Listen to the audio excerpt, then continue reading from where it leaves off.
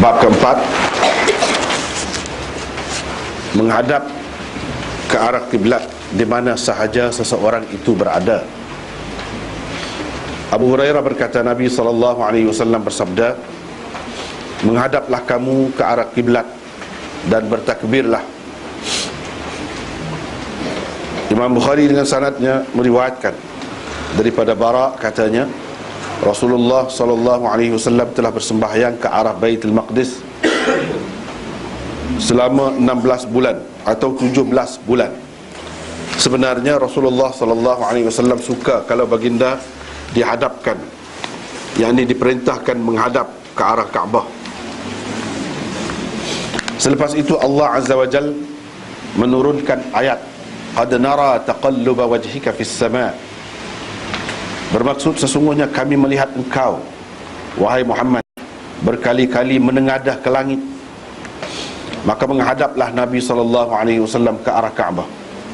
Orang-orang yang bodoh dari kalangan masyarakat, yaitu orang-orang Yahudi pula, berkata, yakni seperti yang dinyatakan di dalam Al-Quran. Ini ayat Quran, terjemahannya, apakah yang menyebabkan mereka, yakni orang-orang Islam, berpaling dari kiblat yang mereka hadapi sebelum ini? Katakanlah, wahai Muhammad, kepunyaan Allah jua timur dan barat. Allah menunjukkan kepada sesiapa yang dikehendakinya jalan yang betul. Setelah selesai bersembahyang bersama Nabi SAW, ada seorang lelaki keluar. Dia lalu dekat satu kumpulan orang-orang Ansar yang sedang bersembahyang asar, yakni di Masjid Bani Harithah. Mereka sedang menghadap ke arah Baitul Maqdis. Orang itu pun berkata bahawa dia bersaksi, sesungguhnya dia telah bersembahyang bersama Nabi SAW dengan menghadap ke arah Kaabah. Maka terus berpusinglah mereka itu sehingga benar-benar menghadap ke arah Kaabah.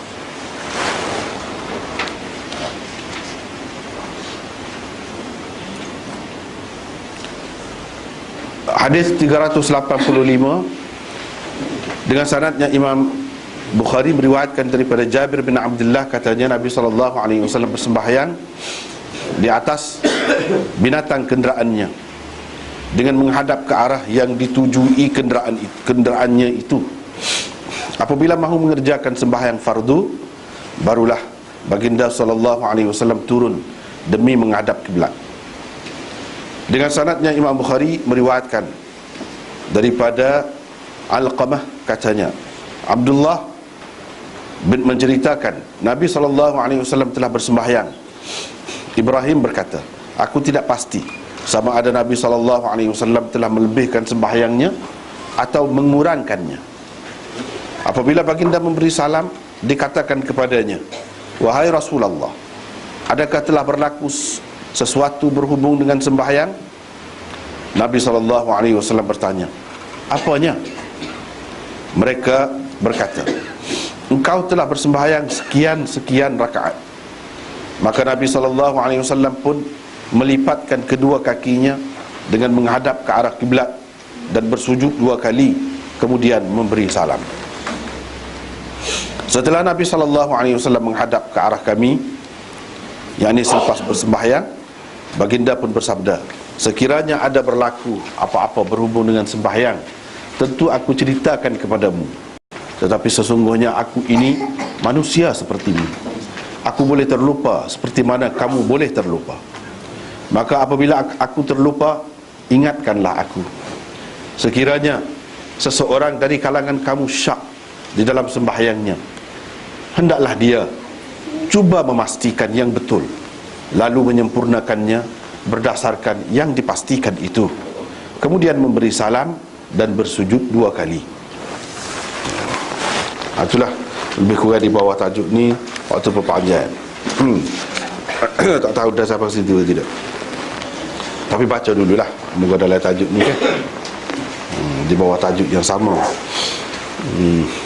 Sebelum daripada ni, kita telah bincangkan dalam tajuk yang ketiga tu, iaitu bab firman Allah Ta'ala, dan jadikanlah tempat sembahyang bermula dari maqam, Nabi Ibrahim. Itu kita sudah bincang dah baru ni. Oleh kerana kita sudah bincang dah dan digabungkan sekali, tak baca dah lah hari ni. Ini masih lagi berkenaan dengan kiblat. Ini beberapa bab ini Imam Bukhari khususkan untuk bincang tentang kiblat.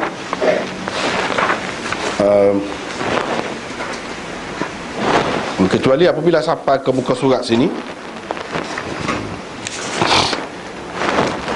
muka surat 415 sini. Dan seterusnya sampai 55 bab daripada situ, itu bincang tentang masjid. Jadi hak ni tak habis lagi berkenaan dengan kiblat. Baru ni nya secara ringkas, hak baru ni dulu. Untuk sambung dengan hak ni, iaitu masih lagi berkenaan dengan kiblat. Cuma kiblat tu di mana nak mula? Nak mula tempat sembahyang. Sebagai kita kata tara lah,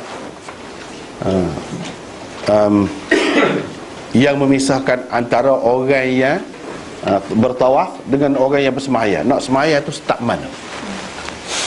Dalam bab yang lalu dianjurkan, di dalam Quran pun disebut wattakhidhu min maqami Ibrahim musalla.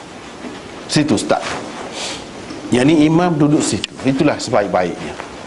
Supaya apa? Supaya orang yang pergi pada bila-bila masa, sebab dalam hadis yang lain ada sebut, iaitu Nabi SAW pesan, jangan lari, ikut masa mana pun orang siapa, orang pergi nak sembahyang, nak tawaf, boleh masa mana-mana. Dia kecuali masjid tu daripada masjid lain, di mana lepas asar tak boleh, lepas subuh tak boleh kan sembahyang. Tapi kalau di Mekah ni, Masjidil Haram ni, tak apa. Bermakna berdasarkan anjuran Nabi SAW itu akan pasti ada orang yang bertawaf, sebab bila-bila masa. Jadi bila ada orang yang bertawaf, supaya tidak mengganggu mereka tu, orang yang bertawaf tu. Jadi hak duduk bersemayang ni pun ada juga, kalau katakanlah waktu semayang orang baru mari. Jadi lagu mana? Kalau semayang tu dekat sangat, tu imam tu duduk dekat sangat dengan Kaabah, jadi akan terganggu. Ikut mana orang nak lalu nak bertawaf? Dengan sebab itu dianjurkan di sini supaya imam itu bermula. Bermakna kalau imam itu bermula dari belakang maqam Ibrahim, makmum duduk belakang lagi, dan hak datang pada tu dekat dengan Kaabah tu orang panggil mataf, tempat tawaf. Situ sentiasa orang boleh tawaf lah kira-kiranya. Itu sebenarnya apa yang dianjurkan, wattakhidhu min maqami Ibrahim musalla. Bukan ia bermakna tidak sah, tak boleh sembahyang di atas pada tu, dekat benar dengan Kaabah, dekat pintu Kaabah kita kata. Bukan makna tak boleh, boleh. Cuma ni untuk kebaikan kita, supaya semua dapat melaksanakan ibadat masing-masing. Hak nak tawaf tu boleh tawaf, hak sembahyang tu boleh sembahyang, tidak terganggu mana-mana pihak. Itulah ni bab yang lalu. Ringkasan je lah, ringkasan. Bab seterusnya hari ini, iaitu menghadap ke arah kiblat di mana sahaja seseorang itu berada. Tak kira duduk mana, duduk tempat kita ni ke, duduk sebelah barat ke, mana duduk balik selatan ke, duduk balik utara ke, mana ke, tanggungjawab semua kita orang Islam apabila bersembahyang. Tu hak nombor satu sekalinya, kena menghadap situ, kena menghadap arah kiblat. Tak kira duduk mana-mana. Kalau sembahyang mesti. Kalau hak lain-lain tu adalah yang sunnah, buat menghadap kiblat. Tetapi hak nombor satu sekali ialah sembahyang. Sembahyang tu kena menghadap kiblat, tak kira duduk di arah mana sekalipun. Itu maksud at-tawajjuh nahwal qiblah haitsu kana, ke arah kiblat, di mana sahaja seseorang itu berada, ke arah. Baru ni kita sudah bincang dah juga. Fawalli wajhaka syatra, dalam Quran dia sebut gitu, syatral masjidil haram. Hadapkan mukamu ke arah. Di sini pun dia sebut, Imam Bukhari buat nahwa, itu bahasa yang lain lah, kata yang lain maknanya sama, ke arah, ke arah kiblat.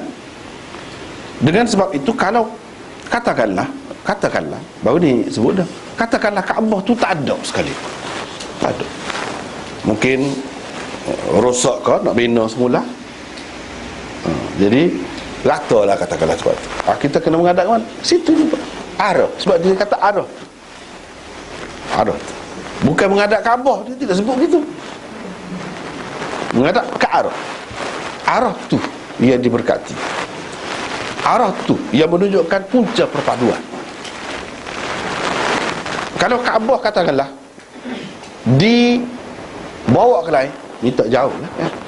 Kalau berlaku lagu tu, kena perang lah orang Islam. Sampai ke peringkat tu, walaupun kita kata kita tidak terikat dengan hal tu, kalau katakanlah bawa ke lain, kita tak boleh menghadap kepada Kaabah tu, binaan Kaabah tak boleh. Kena menghadap ke arah tepat hak asal, hak lain ni tepat hak kedudukan asal. Sebab itu dia sebut arah, dia tidak sebut Kaabah, binaan tu. Itu benda yang kita kena faham. Dan ini membezakan kita dari orang Islam daripada orang kafir. Orang kafir kalau sembah berhala, dia kena sembah berhala, tak ada tu tak boleh. Kita tak. Buktinya macam saat ni, semua ulama kata gitu. Tak ada kata kalau Kaabah tu duduk di Malaysia, apa kat kena menghadap Malaysia, katakanlah andaian saja, tak boleh.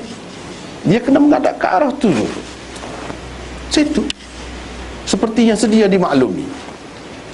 Kalau katakanlah sekarang ni kita menghadap, kita kedudukan kita menghadap ke arah barat, Kaabah tu duduk di belakang kita pula, adakah kita kena menghadap ke timur? Tak, situ juga.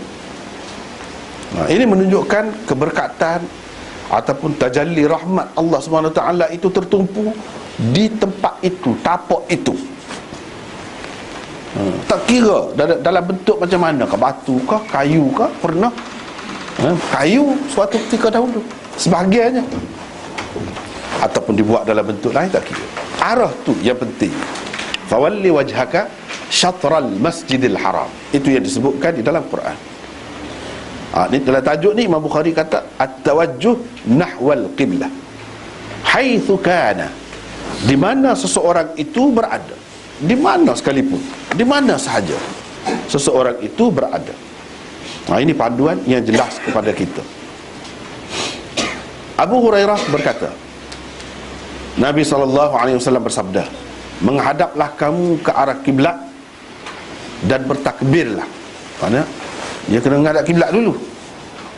Sebelum pada ni ada beberapa bab dah tentang syarat untuk sah sembahyang. Ini salah satu syaratnya, iaitu menghadap kiblat. Lagu mana? Menghadap dulu. Kena menghadap dulu, lepas tu baru takbir. Takbir tu baru start sembahyang. Tak boleh takbir dulu, lepas tu baru nak cari arah kiblat, tak boleh. Menghadap kiblat dulu, lepas tu baru takbir. Itu maksud istaqbilil qiblah wa kabbir. Tak apalah, di sini ada banyak perbincangan dan luas perbincangannya. Tajuk dia lah yang mustahaknya, barulah nampak fiqh Imam Bukhari itu. 515 nota tu halus dia, setengah-setengah orang kata halus pernah ni. Ialah pasal kita tak sering makan banyak muka surat tu lah. Kalau tidak jadi makan banyak muka surat pun memanglah kepada masalah mata sepuas saya ni nak pernah sikit kalau lama-lama nak tengok halus-halus lagu. Pensyarah Sahih Bukhari berbeza pendapat tentang tujuan Imam Bukhari mengadakan bab ini. Perbezaan pendapat mereka itu adalah seperti berikut. Ini rekah-rekah ni, rekah dah tu setakat ni. Jadi pensyarah Sahih Bukhari ni banyak, banyak sangat syarah Sahih Bukhari. Pengarang-pengarang dia tu ramai pula. Jadi hak masyhurnya pensyarah Sahih Bukhari ni, syarah Ibnu Battal, syarah Kirmani, itu hak masyhur, antara hak masyhur. Syarah Fathul Bari Hafiz Ibnu Hajar, dan syarah Bukhari Umdatul Qari namanya. Itu yang dikarang oleh Badruddin Aini, dan seterusnya Irsyadus Sari karangan Qastallani. Itu syarah-syarah yang besar. Besar syarah tu, ada 30 juz. Sesar tu. Jadi kalau nak kira syarah Bukhari ni besar kecilnya tak kira lah, kalau kira semua dalam bahasa Arab, Farsi dan Urdu, 100 lebih. 100 lebih.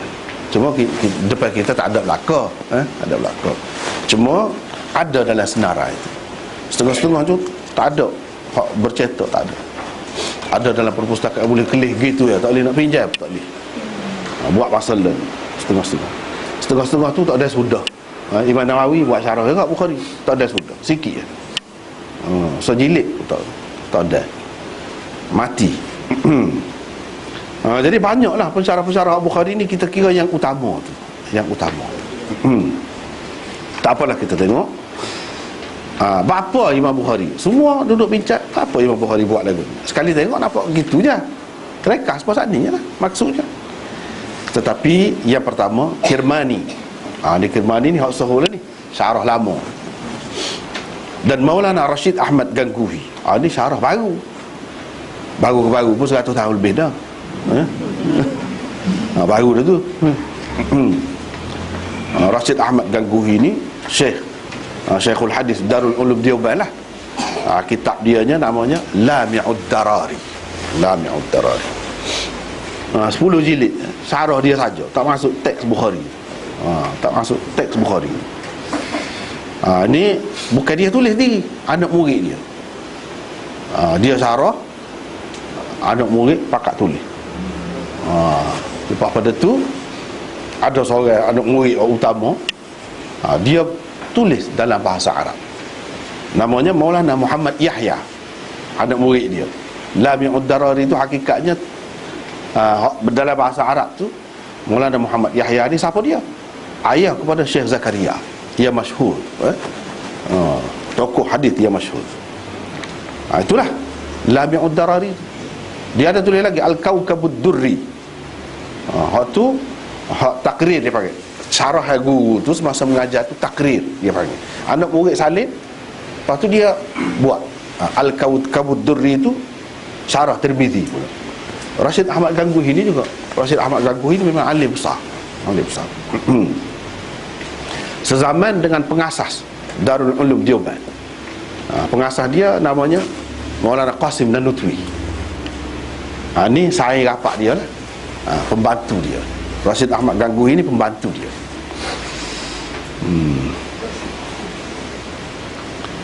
Berpendapat kewajipan menghadap kiblat itu tidak khusus hanya dengan sesuatu tempat, termasuk di masjid Nabi sallallahu alaihi wasallam. Malah ia diwajibkan di mana-mana sahaja. Apabila seseorang mahu mengerjakan sembahyang, tidak khusus dengan masjid Nabi lah. Tidak kata fawalli wajhaka syatral masjidil haram. Kalau tengok pada ayat Quran tu, dia untuk seorang tu, khitab tu, hadap cakap tu untuk seorang, engkau tu Nabi kita lah. Tapi adakah Nabi kita saja yang disuruh menghadap kepada kiblat tu? Tak. Orang lain pun sekali dengan dia menghadap kiblat juga.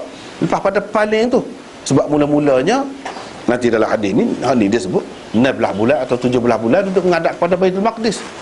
Bila paling tu, Tuhan suruh paling berdasarkan ayat tu lah, fawalli wajhaka syatral masjidil haram. Maka Nabi SAW paling. Orang-orang duduk di masjid dia pun paling menghadap kepada Kaabah lah. Adakah ini khusus dengan orang-orang dalam masjid itu? Tidak. Itu nak bincang sekarang. Tidak khusus. Bahkan kalau kita tengok hadis bawah ni, pergi royak ke hak lain, hak duduk di masjid lain, setengah-setengah tu duduk tengah semaya, duduk tengah semaya, royak tu musing duduk tengah semaya. Tukar arah kiblat. Ada yang tengah rokok, musing belah rokok. Jemaah lelaki dan perempuan, bukan main ramai ni, musing. Dia musing lagu mana tak apa, kemudian lah. Bermakna tidak khusus dengan masjid Nabi, tidak khusus dengan Nabi. Tidak khusus dengan masjid Nabi. Yang kedua, tidak khusus dengan masjid di Madinah. Dah luah lagi Madinah. tidak khusus dengan Madinah, sebab di Quba gapo pun lagu tu juga. Dan seterusnya di seluruh dunia. Kalau tidak dalam masjid sekalipun. Dia tidak khusus kata menghadap kiblat ni hak dalam masjid saja. Tak. Hak tidak dalam masjid.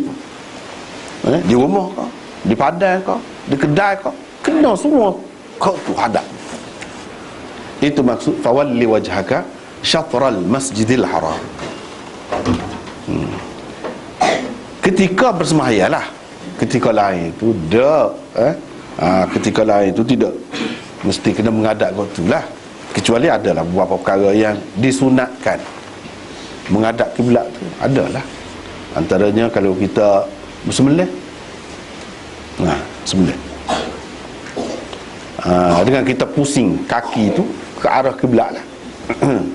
Begitu kaki binatang tu. Dan kalau orang mati, itu pun dengan menghadap ke arah kiblat juga, kita letak tu menyengging dia tu. Dalam kita panggil dalam liang lahat. Itu pun banyak dia berkait dengan kiblat ni, bukan sembahyang saja, tapi hak paling pentingnya, hak asalnya, hak utamanya disebut dalam Quran sembahyang. Hak berkait rapat dengan kiblat. Sebab itulah Imam Bukhari sebelum daripada bab sembahyang dia cerita, dia bincangkan tentang benda-benda yang ada kaitan dengan sembahyang, termasuklah kiblat. Jadi dia nak cerita di sini tidak khusus, dengan di mana-mana semua tempat. Itulah yang dikehendaki Allah melalui firman-Nya, wa haitsu ma kuntum fawallu wujuhakum syatrah. Di mana sahaja kamu berada, hadapkanlah mukamu ke arahnya, yakni ke arah Kaabah ketika bersembahyang. Itu pun ayat yang lain serupa juga maksudnya. Di mana sahaja, dia kata. Bila kata di mana sahaja, haitsu, Imam Bukhari kata haitsu ni, haitsu ma, di mana sahaja. Haitsu saja tu boleh dah menunjukkan makna lagu tu. Ni kalau ada ma tu kau kuat lagi, tak kira di mana-mana pun. Kalau berkait dengan sembahyang, kena menghadap kot tu. Kena menghadap kot tu. Kerana itulah juga para sahabat yang sedang bersembahyang asar di Masjid Bani Harithah dan yang sedang bersembahyang subuh di Masjid Quba, ada beberapa yang tidak selaras dari segi ejaan tu, maaf lah, gaduh-gaduh kan. Huruf besar, huruf kecil tu kadang-kadang tak ada nak baiki, ataupun tak terbaiki semuanya. Jadi kadang-kadang tak serupa tu, tak apalah, baiki sendiri. Di Masjid Bani Harithah dan yang sedang bersembahyang subuh di Masjid Quba, terus berpaling ke arah kiblat baru.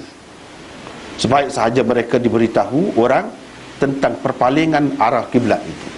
Ini kira-kiranya semua maklum. Duduk mana pun, di masjid mana pun, bila royak saja, duduk tengah sembahyang tu tak tanya, tak ada muskil. Sebab apa? Sebab tahu dah, kira-kira tahu dah akan paling, tak tunggu masa. Kira-kira je pokok dia duduk kira dah. Kalau ia dah ke mana, nak buat ke mana? Kalau ia, marilah perintah suruh paling arah kiblat tu, nak buat ke mana? Kira-kira sudah kira dah lah, maklum dah. Jadi dua orang tokoh ni kata maksud Bukhari ni, dia nak ayat di mana-mana pun kalau sembahyang kena menghadap kiblat. Itu yang pertama. Yang kedua, kebanyakan pensyarah Sahih Bukhari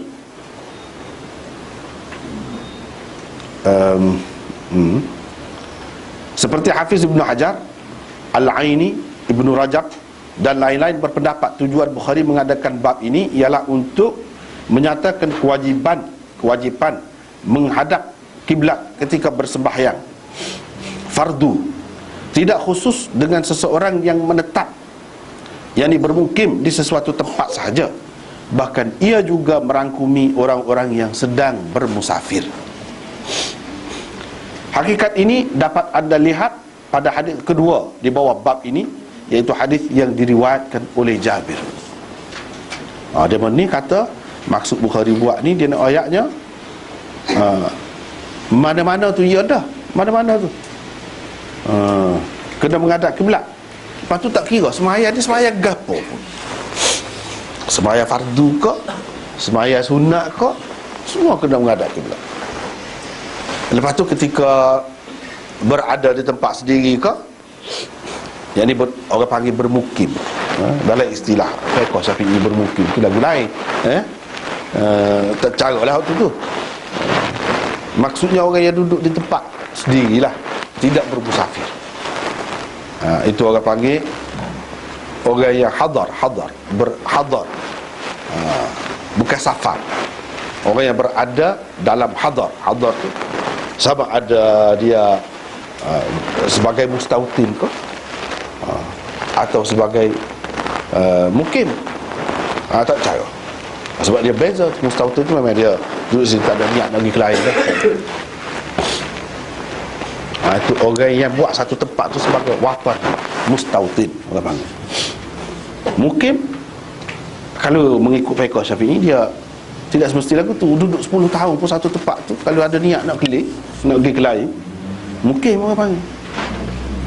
10 tahun pun dia kena semayang tu, semayang cukup lah, tak boleh qasar, tak boleh gapo lah.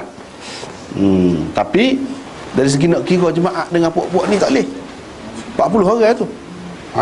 Tu kena beringat. Kalau ikut fiqh Syafi'i. Lama kan kira di universiti tu mana? Hak duduk lagi tu mukim belaka tu. Tak boleh 40 orang tu, tak boleh kira hak tu. Kena kira hak setempat, hak tempat tes tu. Dia tak kira hak tu. Nak mengamalkan boleh, nak kira tu tak boleh. Dia beza. Tapi kita guna istilah bermukim lah sebenarnya. Tapi kena faham lah beza tadi tu. Jadi orang yang duduk di tempat sendiri, tidak bermusafir maksudnya. Tak kira lah sama ada dia bermukim atau dia bermustautin, tak kira. Semuanya kena menghadap kepada kiblatnya ketika bersembahyang. Itu maksud Imam Bukhari ni. Di mana sahaja dia berada tu, di tempat sendiri ke ataupun dalam perjalanan. Itu maksudnya. Semuanya kena menghadap kiblat. Tengok. Jadi nampak kemah suruh menghadap kiblat ni banyak sudut. Banyak sudut. Dari banyak sudut dilihat itu. Benda ni dapat kita lihat di dalam hadis kedua. Dan kalau sembahyang fardu dalam perjalanan kena menghadap kiblat. Sembahyang sunnah tak apa, tak menghadap kiblat. Sembahyang fardu mana-mana pun kena menghadap kiblat. Dalam hadis yang kedua, cuba kita tengok hadis yang kedua ni. Tadi sudah baca dah terjemahnya. Tengok sekali lagi riwayat daripada Jabir bin Abdullah. Katanya Nabi SAW bersembahyang di atas belakang binatang kenderaannya dengan menghadap ke arah yang ditujui kenderaannya itu. Dia tak cara unta dia tu atau hemah dia pergi ke mana-mana tidak menghadap kiblat pun dia tak cara. Dia duduk atas tu, dia mai apabila mahu mengerjakan sembahyang fardu, barulah baginda SAW turun untuk menghadap kiblat. Kalau dia nak sembahyang fardu dalam perjalanan tu, dia berhenti, dia turun, baru menghadap kiblat sepenuhnya. Ini menunjukkan sembahyang itu pada dasarnya memanglah dalam keadaan biasa, sunat ke fardu ke, kena menghadap kiblat. Tapi kalau di atas kenderaan, tak apa kalau sembahyang sunat tidak menghadap kepada kiblat. Tapi sembahyang fardu, kalau boleh turun, kena turun. Untuk apa turun? Nak jaga kiblat. Itu hak utama. Sebab kedudukan sembahyang fardu tu dia lebih berat, lebih besar. Jadi dia kena betul-betul menghadap kiblat kalau boleh. Kalau tak boleh turun, duduk atas kapal terbang tu nak mana dah? Tak kira dia lah hak tu. Tak kira ni. Ni dia naik unta ataupun dia naik hemar. Berhenti, tak apa nak boleh tu. Maksudnya yang dikehendaki ialah menghadap kiblat sepenuhnya kalau boleh. Kalau boleh. Itu kedudukan sembahyang fardu. Tak kira mana pun. Dalam musafir ke, di rumah ke, di masjid ke, di mana ke, di tempat sendiri ke, kena menghadap kiblat kalau sembahyang fardu. Kalau kita ada kompas yang menunjukkan Kaabah, kita duduk atas kapal misalnya, kapal tu musing. Kalau kita nak musing mengikut tu, kau boleh. Kalau kita boleh buat, boleh musing, boleh, tak apa. Ataupun kita pakai kan tangan kita, tengok, musing. Ke mana dia nak pergi? Kiblat itu penting. Kalau boleh. Kalau tak boleh jadi susah, tak ada apa ni kompas ke gapo ke, tak apalah. Mula-mula tu sembahyang tu menghadap kiblat, lepas pada tu tak apa, dia bermusing ke mana-mana. Sembahyang fardu pun lagu tu. Kalau tak ada arah, nak turun mana? Duduk dalam kapal laut. Nah. Tak ada tempat nak turun dah. Jadi ini hadis yang kedua ni menunjukkan kena menghadap kiblat. Setara itulah kedudukannya dalam sembahyang fardu, lebih nampak apa ni keperluan dia tu. Yang ketiga, Syekhul Hadis Maulana Muhammad Zakaria berpendapat maksud Bukhari mengadakan bab ini ialah untuk menghilangkan kekeliruan yang mungkin timbul daripada zahir hadis Abu Hurairah yang dikemukakan oleh beliau di dalam tajuk bab di atas, bahawa kewajipan menghadap kiblat hanya perlu di permulaan sembahyang sahaja, ketika seseorang bertakbiratul ihram. Padahal ia juga wajib ketika sedang bersembahyang, seperti yang dilakukan oleh sahabat-sahabat di Masjid Bani Harithah dan di Masjid Quba. Bukan setakat itu sahaja, malah menghadap kiblat juga wajib ketika seseorang hendak bersujud sahwi di akhir sembahyangnya. Hakikat ini dapat anda lihat pada perbuatan Nabi SAW di dalam hadis ketiga di bawah bab ini yang diriwayatkan oleh Abdullah bin Mas'ud radhiyallahu anhu. Ini pendapat Syekhul Hadis Maulana Zakaria. Dia sebut Syekhul Hadis tu sebab kalau di benua kecil India ni, Pakistan dengan India tu, kalau sebut Syekhul Hadis, maksudnya dia. Kedudukan dia tu tinggi. Padahal Syekhul Hadis ni banyak sana, banyak. Boleh dikatakan setiap universiti tu, kalau mengajar Bukhari, orang panggil Syekhul Hadis lah sana. Syekhul Hadis dia mesti pegang Bukhari, dia mengajar Bukhari sana. Sebab kita mengaji setahun je sebenarnya, setahun metak lah. Dia tidak kira nak halus sebab kita, tidak lagu tu. Sebab dia kira orang pandai-pandai ada nak ambil berkat je, ambil sanad gitu. Baca depan Tok Guru sikit-sikit seorang baca, tu je. Dia hak mana Tok Guru lain hak ngajar Muslim ke Abu Daud ke kan, dia straight baca, straight, tak ada sarahan. Kalau nak menyelesaikan masalah ni, Syekhul Hadis lah. Syekhul Hadis tahu dah. Hadis mak lebih kurang je ni hadis ni. Ni apa dia benda. Ni lebih kurang, banyak pun tak perlu susah. Dia akan pelera lah, dia akan pelera kita kata. Dia lah yang akan kemah. Itu tugas Syekhul Hadis. Dia biasanya Syekhul Hadis sana dia pegang kitab Tirmizi dan Bukhari. Itu dua tu. Sekurang-kurangnya Bukhari. Kalau tak ada masa Bukhari tak boleh. Dia kena dia mengajar. Itu Syekhul Hadis. Jadi setiap yang mengajar lagu tu di mana-mana, banyak sana dia jadi sekolah biasa dah, sekolah kerajaan kita ni. Mengaji hadis di sana sekolah kerajaan. Daripada kecil mengaji, bahkan lebih maju sekolah persendirian di sana daripada kerajaan. Daripada universiti kerajaan, universiti private ni lebih kemah lagi. Melahirkan orang tokoh-tokoh besar ni bukan universiti kerajaan. Tak ada situ. Tak ada mengarang kitab besar-besar hak hebat dikenali di dunia ni. Bukan mengajar di universiti kerajaan tu dah. Ada juga tu pun ada juga bahagian hadis, ada bahagian tafsir. Tak ada, tapi hak hebat-hebat ni dia duduk sini. Suku. Sebab tu sini maju. Hak persendirian. Ramai orang pergi ngaji pun situ. Aling-aling. Ni macam Syekh Zakaria apa ni, kecil lah tempat dia, bukan je besar. Kalau pergi kejut ni, kecil lah. Ni masjid, lepas tu sekeliling masjid dekat binaan dia bangunan situ mengajar. Tapi seluruh kan, seluruh dunia. Sebab apa? Sebab ada tokoh-tokoh seperti ni lah. Jadi hak mengajar mana-mana pun, Bukhari tu orang panggil Syekhul Hadis lah. Tetapi kalau disebutkan secara mutlak sana, kata Syekhul Hadis, maksudnya Syekh Zakaria. Kalau sebut Syekhul Hadis kata gini-gini, maksudnya dia.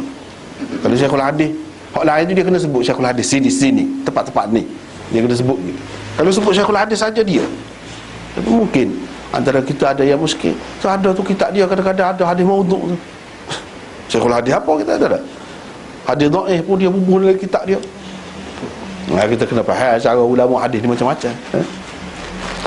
Kalau nak kira begitu kak, dalam Tirmizi sebanyak mana hadis maudhu'? Dalam Ibnu Majah sebanyak mana hadis maudhu'? Ada. Jadi kita tak terima lah pengarang dia. Dia ada maksud sendiri. Dalam bab apa dia bicara lagu tu dalam bab dia di mana? Dalam kitab mana? Dia kita kena tengok kitab dia kedudukannya tidak serupa. Terutamanya kalau kitab fadail kan, dia memang longgar di situ. Dia tidak ambil berat sangat. Itu pun wujud dah setengah-setengah tempat tu dia ada sebut sini ni dah dia sebut ada. Kalau tak sebut pun biasa dalam kitab-kitab fadail tu orang-orang lain tak ada sebut langsung. Sebut mari belakang karuk tak pernah sabar. Sebab apa? Sebab kitab tu bukan untuk dipakai oleh umum. Rujukan tu dia kena orang pandai baru boleh. Hak untuk orang umum ni mana hak sudah jelas kemah dah. Puisi molek dah. Macam Bukhari gapo ni kan. Hak tu pada umumnya tak payah tanya lah. Tetapi kalau hak lain dia kena orang pandai baca. Kalau tidak jadi lagu lain.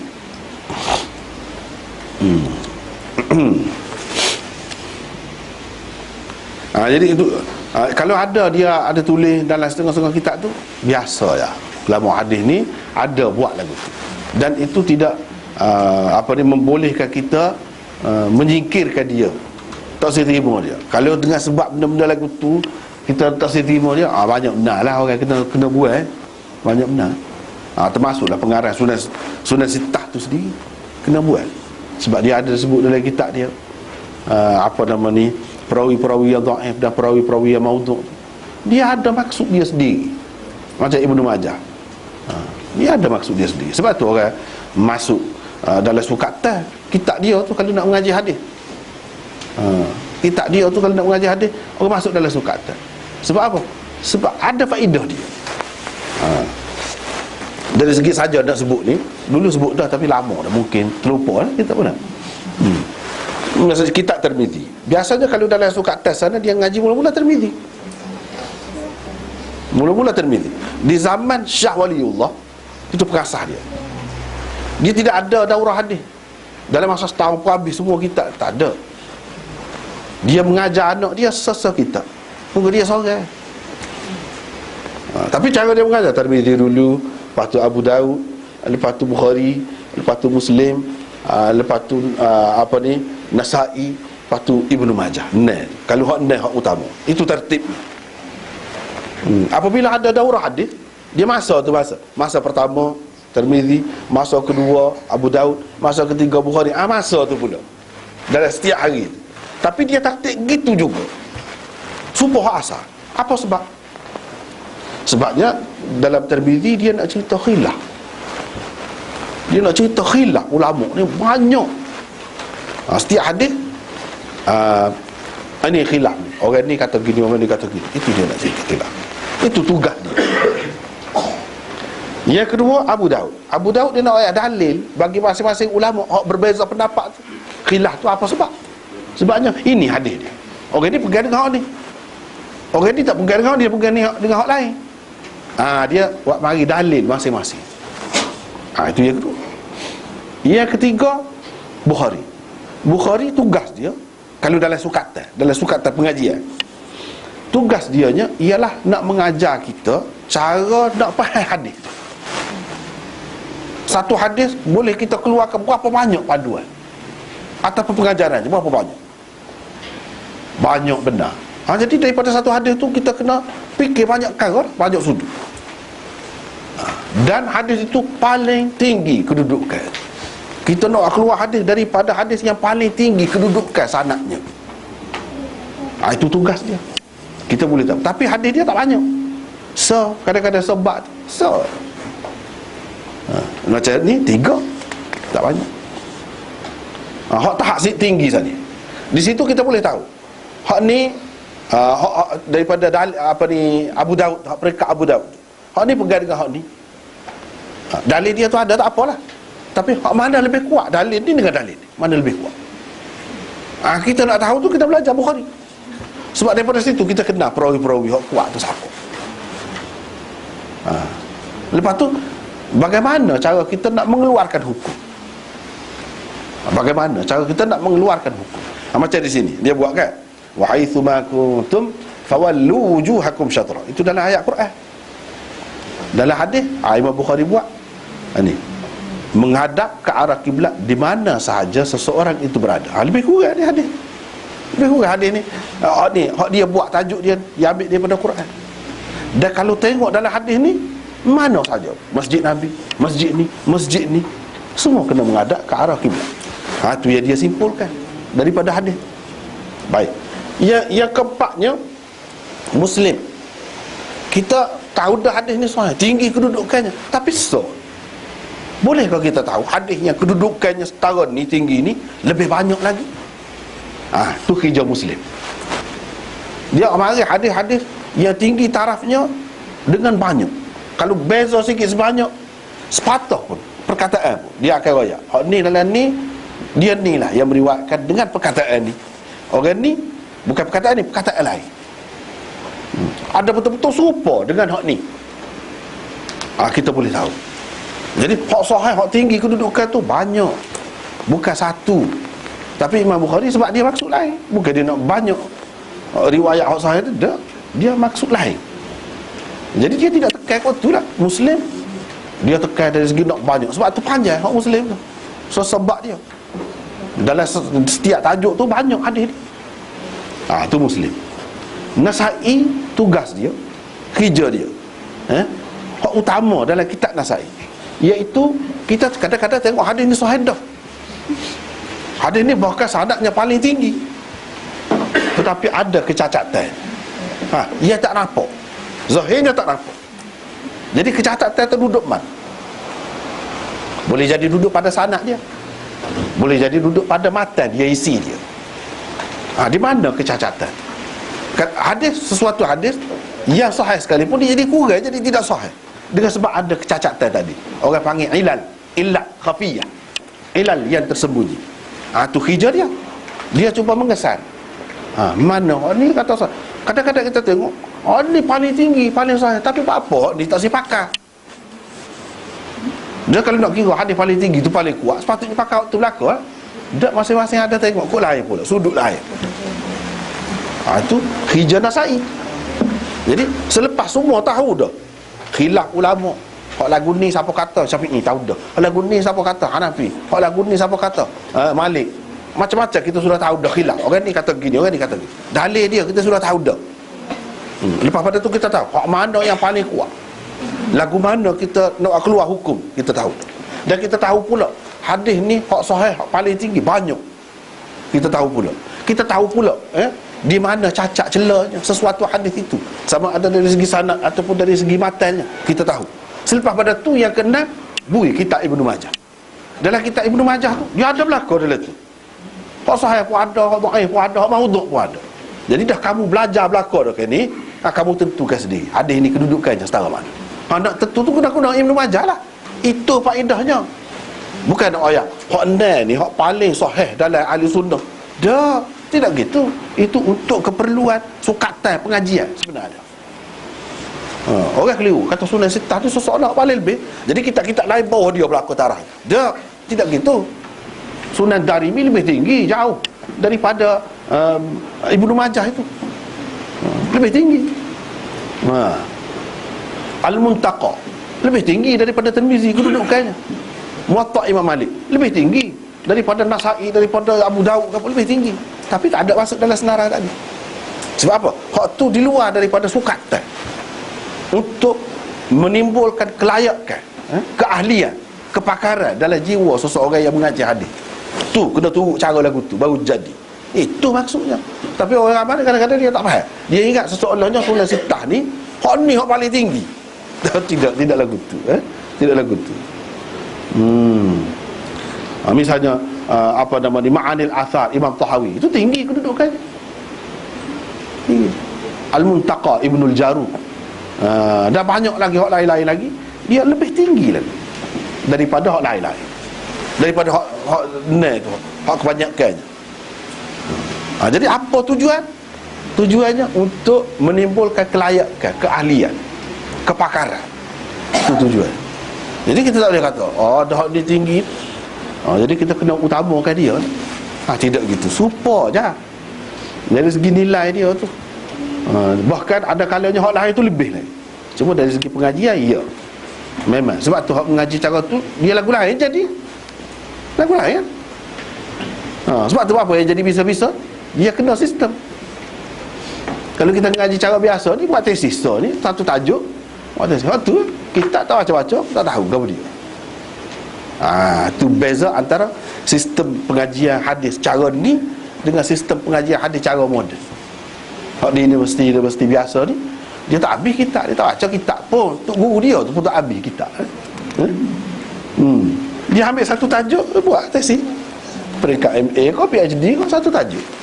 Sudah. Hak lain tak tahu. Lepas tu dia sendiri tu setara mana kepakaran untuk memahami hadis tu, kesemua sekali. Tak boleh, pasal sistem tak kena sebenarnya. Pada saya nampak tak kena tu. Boleh ada kelebihan dia, ada sudut kelebihan dia, ya adalah. Tetapi kalau untuk melengkapkan, nak menjadi ahli, nak jadi pakar supaya orang zaman dulu, jadi dia duk pakai sistem dia, memang kemak. Lepas tu Syekhul Hadis ni, Maulana Zakaria ni, ia istimewanya kepada dia. Dia buat Al-Abwab wa Tarajim Sahih Bukhari dari awal hingga akhir,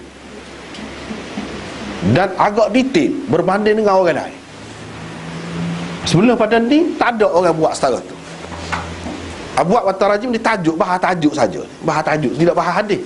Apa maksud Bukhari buat tajuk ni? Orang lain Ibnul Munayyir, ramai lagi orang lain, sikit-sikit je tajuk dia.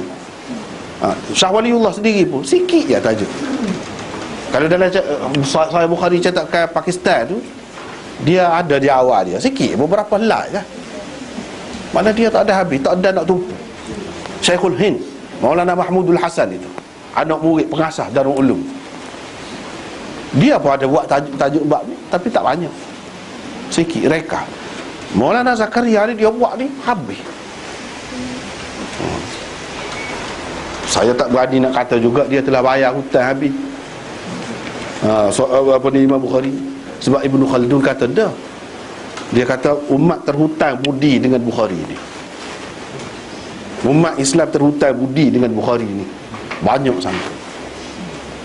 Hafiz Ibn Hajar dan tokoh-tokoh besar lain mari dia syarah Bukhari ni, kira-kiranya separuh hutang Bukhari itu telah dibayar oleh umat ini. Tapi separuh lagi tak bayar, kata dia. Tajuk dia tu tak ada orang bincang boleh lagi. Itu Ibn Khaldun. Dia kata kita mengikut pengamatan yang ada. Tapi Syekh Zakaria ni kita tengok dia buat habis. Cuma ialah kita yang perhati ni, masih banyak lagi tempat yang boleh ditambah gapo kan.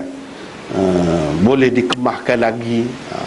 Masih banyak lagi tempat. Tapi suatu kelebihannya dia buat daripada awal sampai akhir. Dan tajuk dia saja ni 5 jilid. Nak bahas tajuk dia saja. Itulah Syekh Zakaria buat. Itulah jasa dia yang paling besar untuk Bukhari, dalam Bukhari. Itu kelebihannya. Dan hak ni orang angkat tangan belakang. Memang hebat. Memang hebat.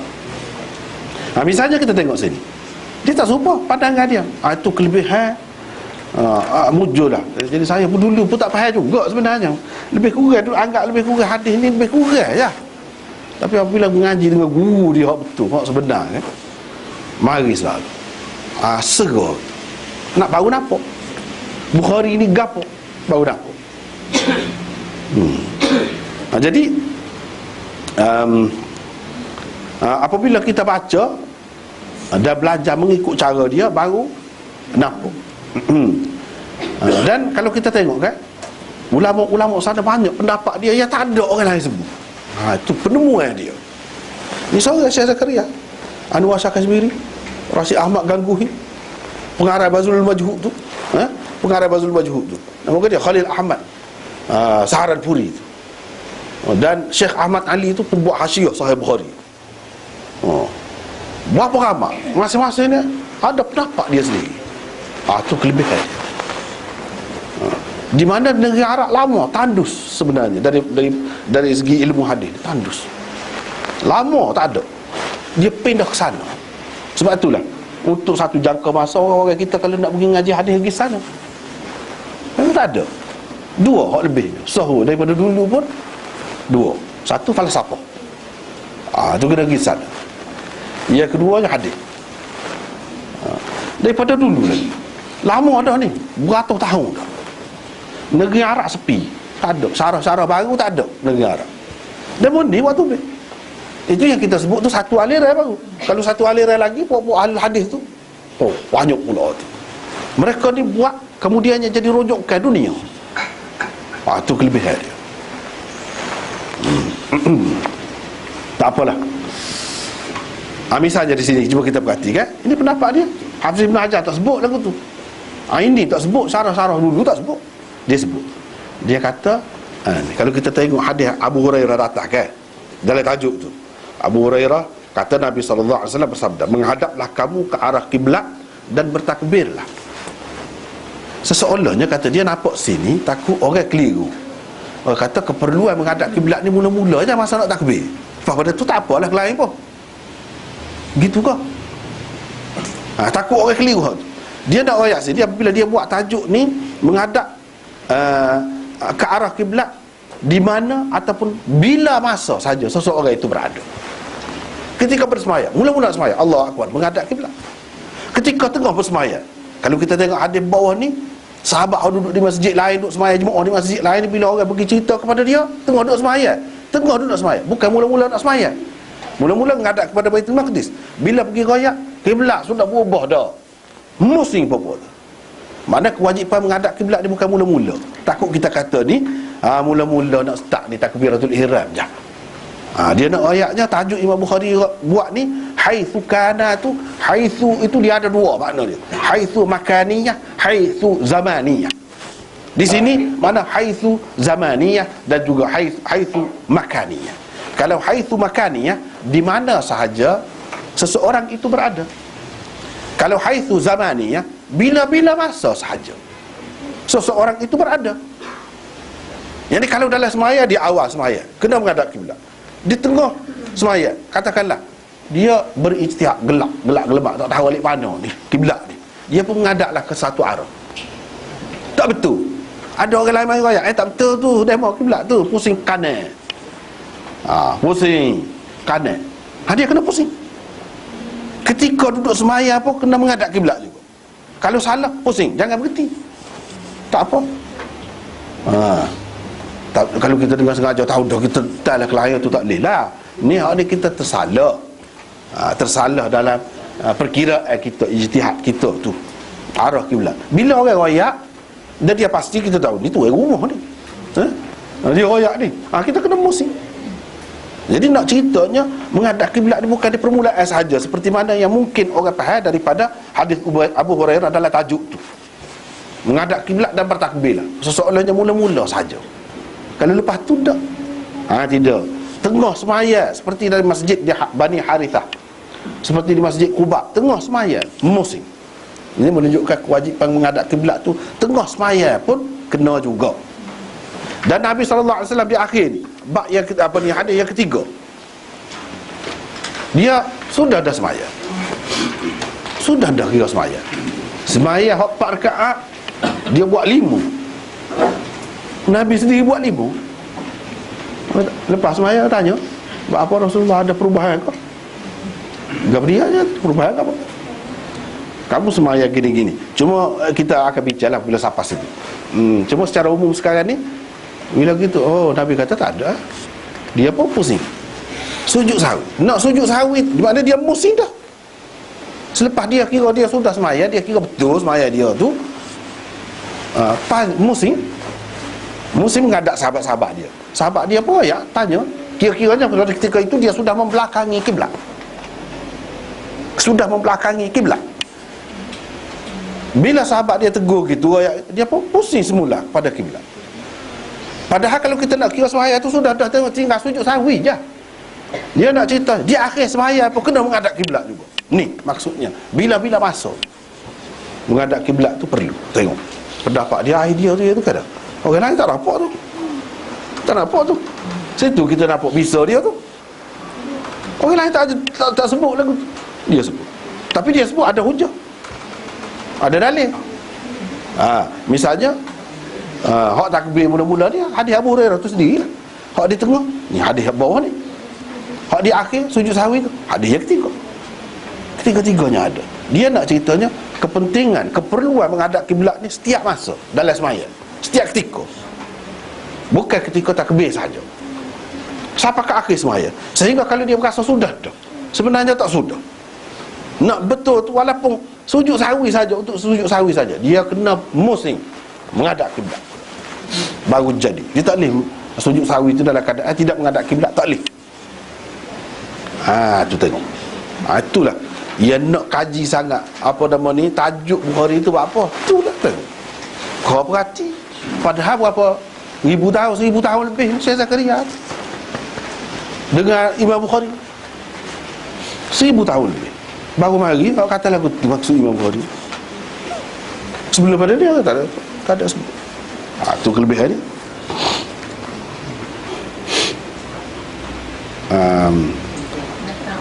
Tak apalah. Hadis Abu Hurairah di atas, Imam Bukhari sebut, Abu Hurairah berkata Nabi SAW bersabda. Mana sanad dia? Setara mana aku duduk kata? Dalam kitab dia ni ada ke? Kau ada dalam kitab lain. Sebab kadang-kadang dia berbual dalam tajuk tak ada sanad begitu daripada kitab lain. Bukan dalam kitab dia ni. Yang ni boleh jadi tidak menepati syarat dia. Sebab tu dia tidak bubuh apa di sanad tu. Jadi lagu mana kita nak tahu. Sebab itu penting pula. Ni pun bincang tentang tajuk dia tu lah. Ni kedudukan Abu Hurairah kata ni setara mana? Dari segi kedudukan. Moga dia kata Nabi SAW ni kata ni setara mana? Ada kemungkinan, banyak kemungkinan tadi. Boleh jadi tak ada dalam kitab dia, ada dalam kitab lain.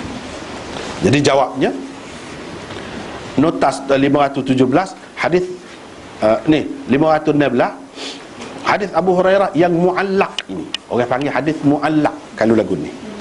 Hadis muallaq ni hadis yang tidak disebut sanad di bawah daripada pengarang tu hinggalah sampai kepada atas Abu Hurairah. Dia sebut Abu Hurairah lah. Padahal Imam Bukhari mana nak dah dengan Abu Hurairah tu. Dia sebut Abu Hurairah lah. Sanad bawah nak sampai ke Abu Hurairah tak sebut. Itu orang panggil hadis muallaq. Atau sebut secara ta'liq. Adalah sebahagian daripada hadis al-musi fi salatihi.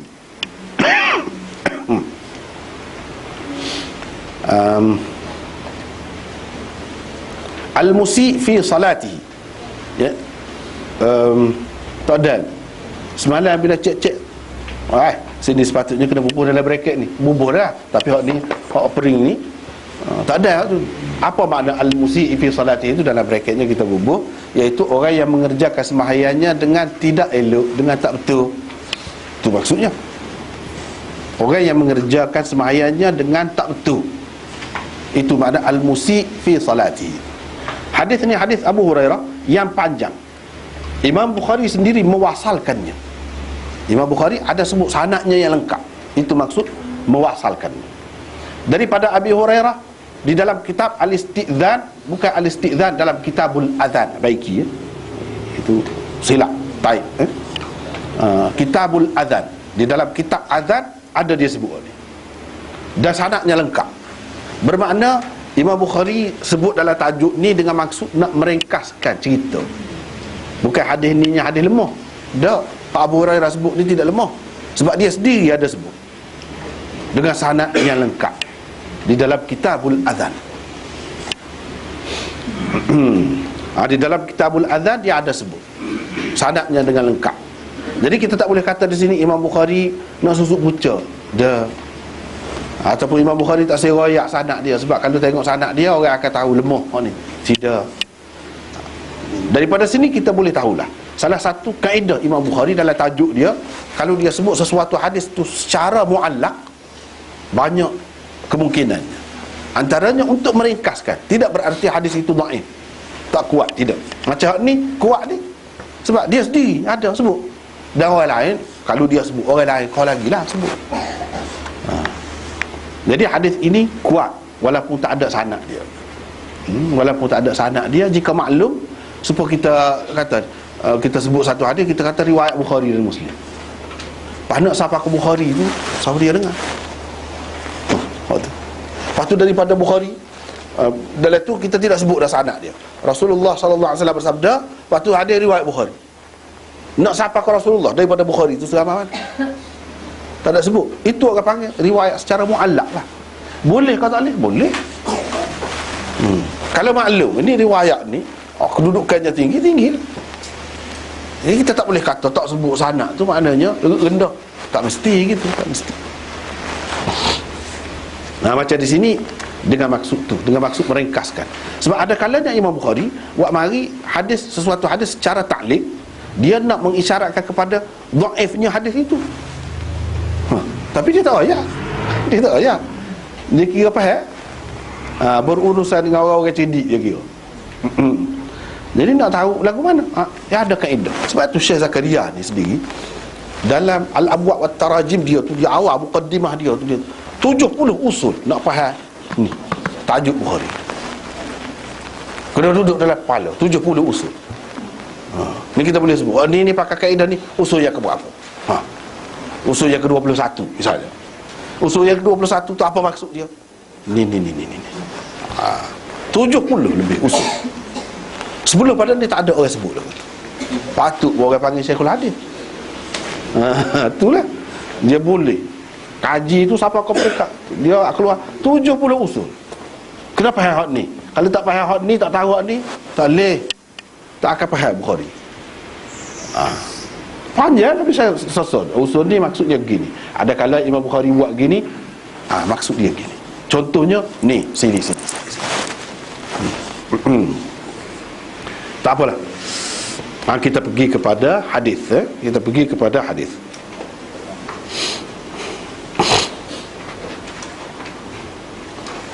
Bara berkata Rasulullah sallallahu alaihi wasallam telah bersembahyang ke arah Baitul Maqdis selama 16 bulan atau 17 bulan.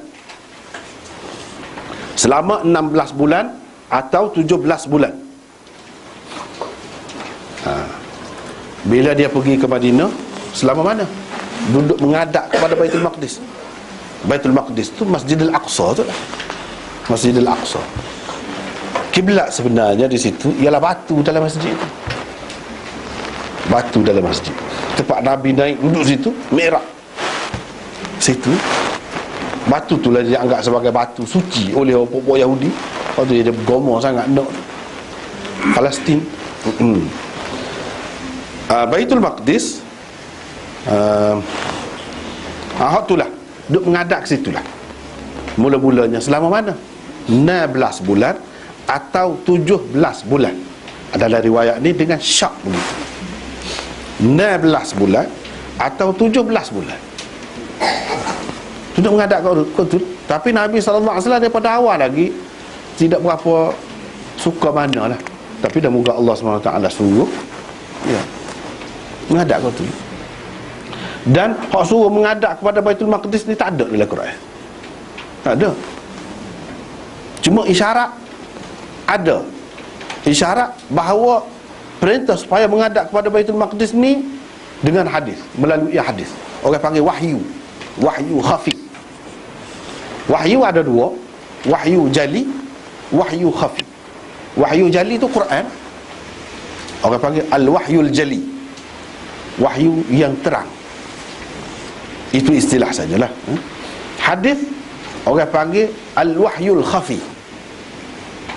Wahyu yang tersembunyi.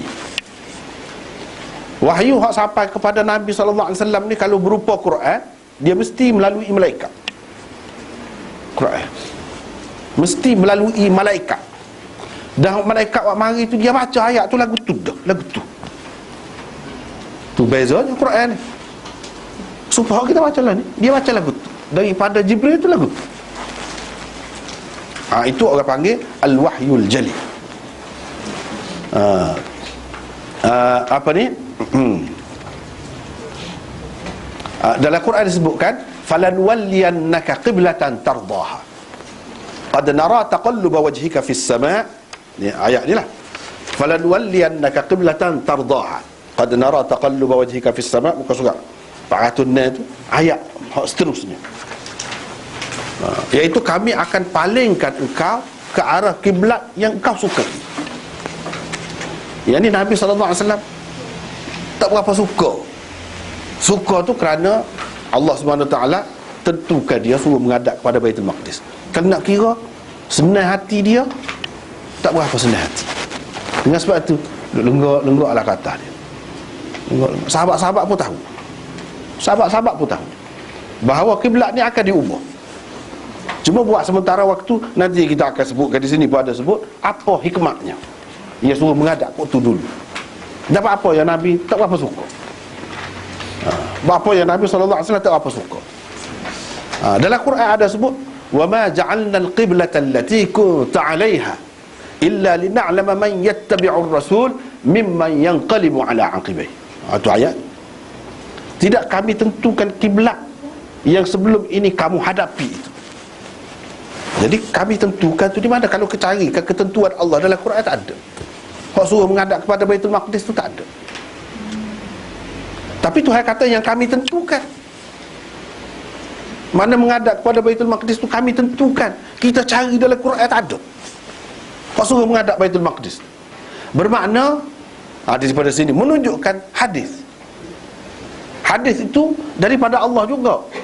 Tapi Allah beri faham kepada Nabi, Nabi SAW guna bahasa dia. Guna bahasa dia. Bukan daripada Allah SWT bahasa tu seperti dia sebut tu, seperti ni. Tak. Nabi sendiri sebut, tubik daripada mulut dia. Berbeza dengan Quran. Quran mari tu lagu tu dah. Kepada Nabi SAW bukan dia ubah dah. Tapi hadis mari sebeginilah satu orang kecek ke bahasa Inggeris pada kita. Misalnya kita pun ayat kau ni bahasa Melayu, kita ayat kau Melayu. Maksud dia hak asalnya kecek dalam bahasa Inggeris, tapi tidak diriwayat hak asal tu. Riwayat ni kita sendiri buat dalam bahasa kita. Itu hadis. Itu hadis. Bermakna kami tentukan dahulu kiblat kamu menghadap dulu Baitul Maqdis itu. Dalam Quran tak ada. Tak ada. Mana ada? Ada dalam hadis ni.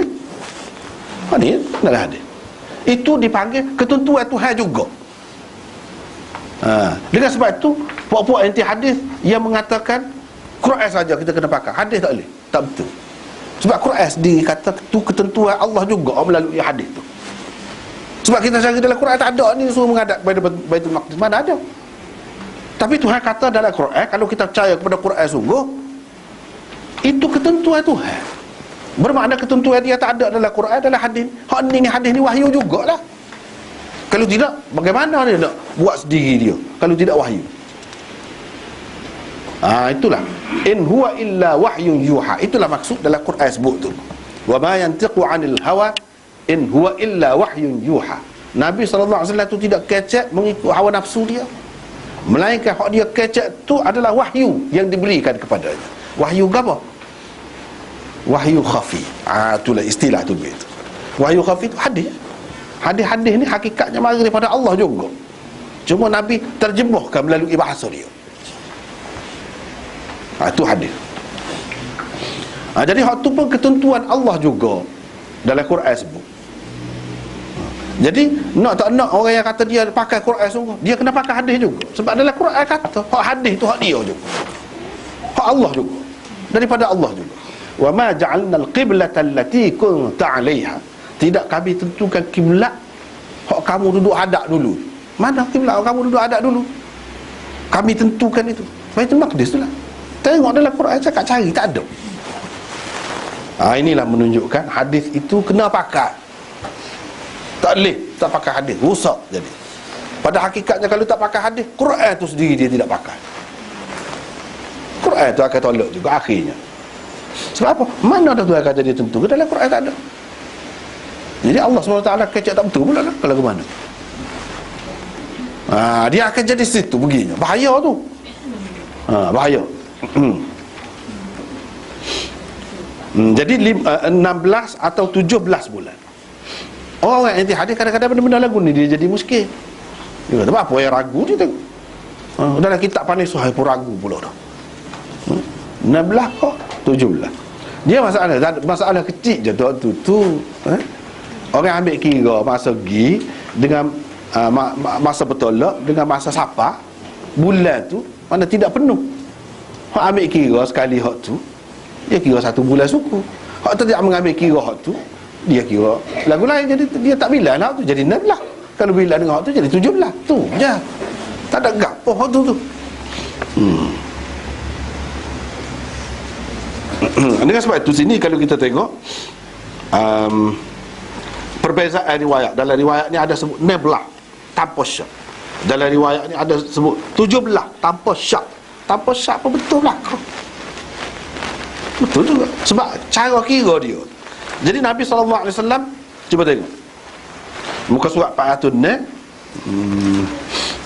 perpalingan itu bagian kelima ni, perpalingan arah kiblat pula menurut riwayat sahih yang menjadi pegangan jumhur ulama telah berlaku pada pertengahan bulan Rejab.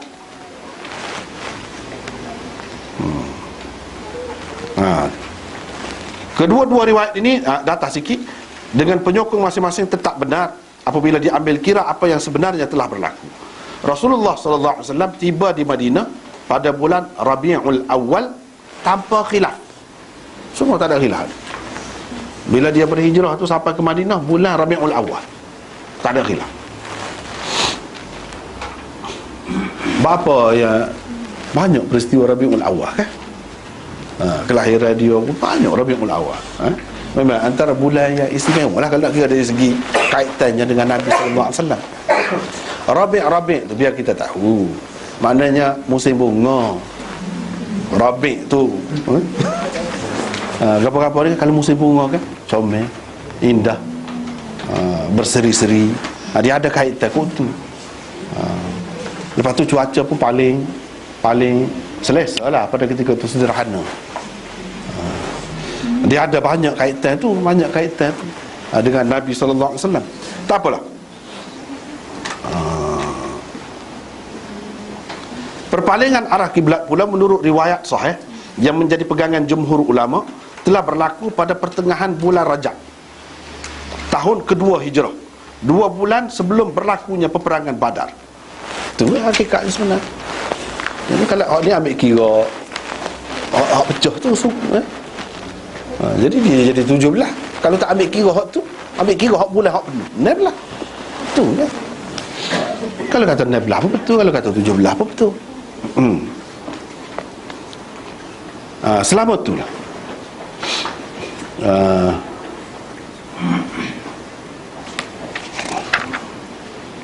Sebenarnya Rasulullah SAW suka kalau baginda dihadapkan, yang diperintahkan menghadap ke arah Kaabah. Memang dia suka. Sebab itu dalam Quran dia sebut falanwalliyannaka qiblatan tardaha. Kami akan palingkan engkau ke arah kiblat yang engkau sukai, yang kau kenal. Kiblat hak kenal tak? Memanglah kemudiannya bila dipalingkan kepada Kaabah. Kaabah tu lah. Hak tu lah Nabi suka. Apa yang Nabi tidak suka tu? Dah Allah juga kita kata. Bukan tidak suka, tak berapa suka lah kalau nak kira nak banding dengan hak ni. Sebab ada sebab-sebabnya.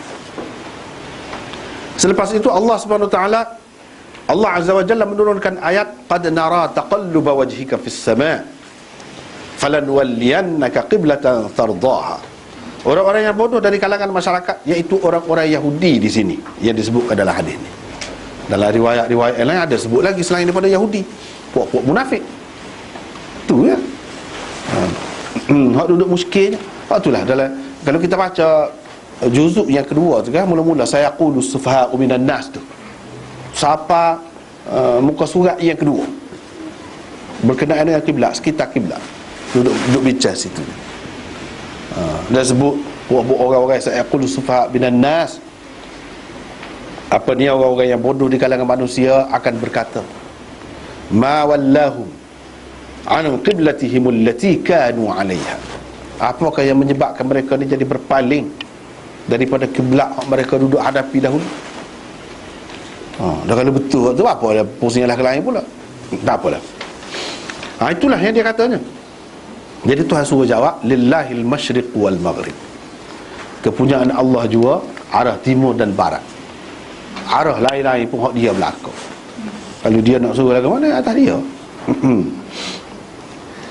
Tak apalah. Di situ ada nota 518. Bapa yang Nabi SAW suka dihadapkan ke arah Kaabah. Dan kadang-kadang duduk menghadap kepada Baitul Maqdis tu beliau tertunggu-tunggu. Bilalah nak mari kereta ni, biar pusing kiblat ni. Dia tunggu-tunggu. Bahkan dia sebut dah kepada sahabat-sahabat dia. Sebab itu tidak pelik kalau sahabat tu bila orang cerita kan, padahal seorang tu pergi cerita tu ketika duduk semaya di masjid Quba ke ataupun di masjid Bani Harithah, seorang je. Tapi macam mana? Sedangkan hak sebelum pada ni menghadap kepada Baitul Maqdis tu, hak nak tinggal tu, benda hak nak tinggal tu, hak tu riwayat di maklum secara qat'i. Semua Nabi duduk buat lagu tu, semua nak buat. Macam mana dia boleh pakai hak seorang tinggal hak lebih besar? Ulama bahas pun situ hadis ahad ni secara mana kedudukannya kita akan tengok kemudian. Sini nak ni dulu apa yang Nabi kurang suka sikit. Nota 518. Sebabnya Rasulullah sallallahu alaihi wasallam lebih suka dihadapkan ke arah Kaabah ialah kerana beberapa perkara berikut ini. Kita cuba peringkat jadi bahasa lebih kurang. Nombor 1, Kaabah adalah kiblat Nabi Ibrahim. Kaabah tu kiblat Nabi Ibrahim. Lepas tu Allah SWT selalu suruh Nabi ni ikut millah Ibrahim. Anittabi' millata Ibrahim hanifah, millata abikum Ibrahim. Selalu benar sebut dalam Quran pun. Dah banyak perkara Tuhan beri syariat kepada Nabi kita nak sesuai dengan ajaran Nabi Ibrahim. Nabi Ibrahim menghadap ke mana? Kaabah. Dia sendiri yang bina Kaabah. Jadi dia rasa orang sedap lah. Apa lagi ingat kepada keadaan realiti di Bani Israel. Bani Israel yang duduk menghadap kepada Baitul Maqdis. Yang kedua, Kaabah adalah sebagai kiblat akan lebih menarik hati orang-orang Arab untuk memeluk agama Islam. Itu dua sebabnya. Jadi puak-puak Yahudi ni kerah pala. Puak-puak Bani Israel ni kalau duduk di Madinah, kerah pala, payah. Jadi dengan sebab menghadap kepada Baitul Maqdis ni, orang Arab kata apa ni, tinggal hak tu nenek pula, tinggal hak tu nenek. Jadi alasan pula, masalah pula duduk menghadap kepada hak bangsa lain. Hak kita sendiri duduk ada ni, tempat kelebihan kita ni tak asyik menghadap pula. Satu masalah pula nak menghadapi dengan puak-puak Arab. Dan mereka ini Nabi SAW kira lebih bersih, walaupun teruk dia kosong, jiwa dia tu daripada agama kosong. Nak banding dengan puak-puak Yahudi ni, dia megah. Dia tu sebagai ahli kitab kan, ada kitab, dia ni orang Nabi ramah puak-puak dia, megah. Jadi puak-puak ni Nabi kira lebih senang kalau nak baiki. Sebab kita kata beginilah, kalau air tu masih kosong, air kosong. Ada puak-puak Quraisy ni, puak-puak Arab ni walaupun dia teruk tapi supaya air kosong. Puak-puak Yahudi tu walaupun dia ahli kitab tapi dia supaya air kopi. Air kopi, air kita nak buat air melu. Jadi lagu mana? Air kopi kalau kita nak buat air melu susah. Air kopi kita nak buat air golai lah dah. Ataupun air lain lagi, air oren. Kalau kita kata nak buat air lah, kalau sudah jadi satu air, kita panggil air kopi ke air oren ke air, susah nak buat air golai, tak jadi. Sebab apa? Saki-baki dia tu duduk ada, fahaman dia tu.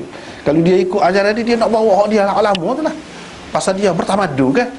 Tamadun dia kejap dalam fikiran, dalam jiwa manusia. Dia nak terima hak orang payah. Kalau dia terima apa, hak dia tak sih tinggal. Tu penyakitnya. Tapi kalau hak Arab ni sebuah air kosong, senang nak agam. Nak agam. Dah tuling kita masuk dia, kalau dia pergi dia sungguh hak tu. Nak air kopi ke? Dia kena start situ, start daripada kosong. Nak buat air melu ke? Nak buat air gapa-gapa ke? Situ. Nabi kira dari segi hikmahnya ni puak-puak Arab.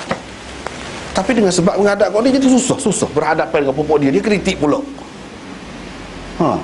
Ni bukan setakat agama baru, tinggal bangsa sendiri pula, tinggal puak sendiri pula. Padahal sini orang duduk tujunya sahur kita Ummul Qura dah. Ibu segala negeri, ibu segala negeri, pusat alamnya dah. Sini dah puak dia kata tiba-tiba pergi menghadap kau tu. Itu kesusahan Nabi SAW nak menghadapi orang Arab. Yang tiga, dengan berkiblatkan Kaabah berarti umat Islam menyalahi amalan orang-orang Yahudi. Banyak sekali terdapat perintah Rasulullah SAW kepada umatnya supaya menyalahi Yahudi. Kok tu dia pun menghadap kau tu, kita pun menghadap kau tu. Banyak kan kok lain-lain kan.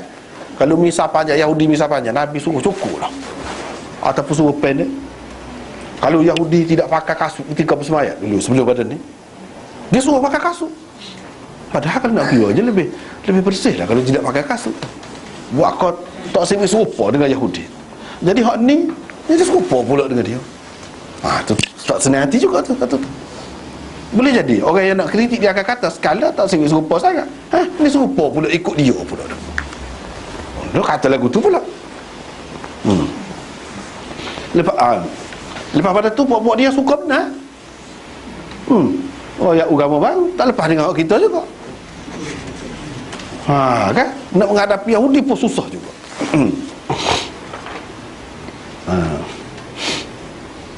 Yang keempat, supaya berbeza kiblat orang-orang Islam daripada kiblat orang-orang Yahudi. Nak suruh berbeza.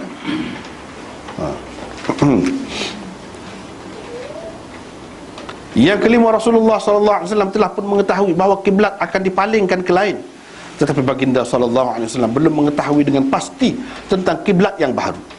Oleh kerana Kaabah adalah kiblat Nabi Ibrahim dan banyak sekali ajarannya telah direstui Allah untuk umat Islam, maka Rasulullah SAW mengharapkan Kaabah lah yang akan ditentukan sebagai kiblat. Nabi duduk harap gitu, tapi tak tentu lagi. Selagi tak mari perintah, lagu mana?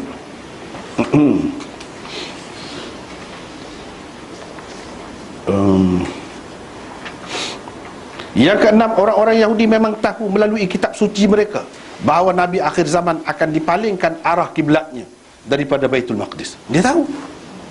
Buat dia tahu.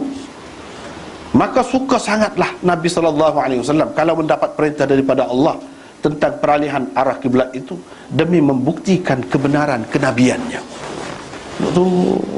Ini satu hujah yang kuat.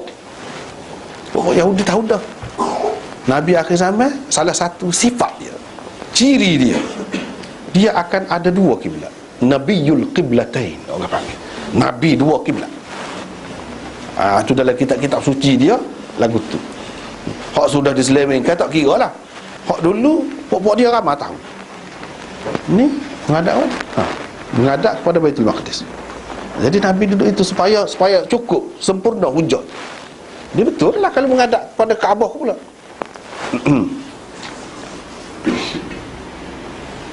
Yang ketujuh, peralihan arah kiblat akan merupakan isyarat besar kepada tamatnya peranan Bani Israel dalam hal ehwal keagamaan, lantaran hilangnya kelayakan untuk jawatan penting itu daripada mereka. Itu isyaratnya. Nabi SAW pun nak royak tu lah. Secara praktikalnya, sebab Bani Israel ni kan ulama dia duk pegang hak ni. Hak Nabi-Nabi hak sebut dalam Quran tu seramai mana buat dia kan, Bani Israel. Tetapi oleh kerana banyak sangat benda salah dia buat, sedangkan dia ni orang yang bertanggungjawab dalam hal ehwal agama, Allah SWT murka. Salah satu gejala kemurkaan Allah SWT tu, kesan dia iaitu ni suruh paling kiblat. Isyarat dah tu, isyarat. Mana kepimpinan Bani Israel sudah habis dah. Sebab apa? Dah kitab molek-molek orang bui dia baiki. Itu benda besar, salah besar tu. Baiki tukar kitab suci. Mana-mana. Jadi tidak jadi petunjuk dah lah. Jadi punca kesesatan pula dah. Tak kena raya kan? Gitulah. Itu yang dia buat, benda besar. Yang kedua, dia menganggap dia ni oleh kerana lebih kan, jadi anak Tuhan tadi. Pokok dia ni, nahnu abna'ullah. Sebab tu bangsa lain ni hina berlaku, hamba berlaku. Itu dalam kepercayaan dia tu, itu tak betul. Tak kena lah betul. Silap. Padahal dia sepatutnya tidak mengajar begitu. Yang kedua, Yang ketiga, bunuh nabi-nabi. Seramai mana nabi dia bunuh? Padahal tak sepatutnya dia bunuh nabi. Nabi itu bukan bangsa lain, bangsa dia juga. Kalau kata bangsa lain kan, yolah juga kita kata benda sabah jugalah. Kerana dengki bangsa tu, dia tak, sama-sama dia bunuh. Dalam Quran disebut innal ladzina yakfuruna bi ayatillah wa yaqtuluna an-nabiyyina bighairil haqq. Orang yang kufur terhadap ayat Allah. Di kitab-kitab dibui ni baik dan bunuh nabi-nabi tanpa kebenaran. Bunuh nabi-nabi tanpa kebenaran. Adakah Tuhan nak benar? Tak ada kebenaran.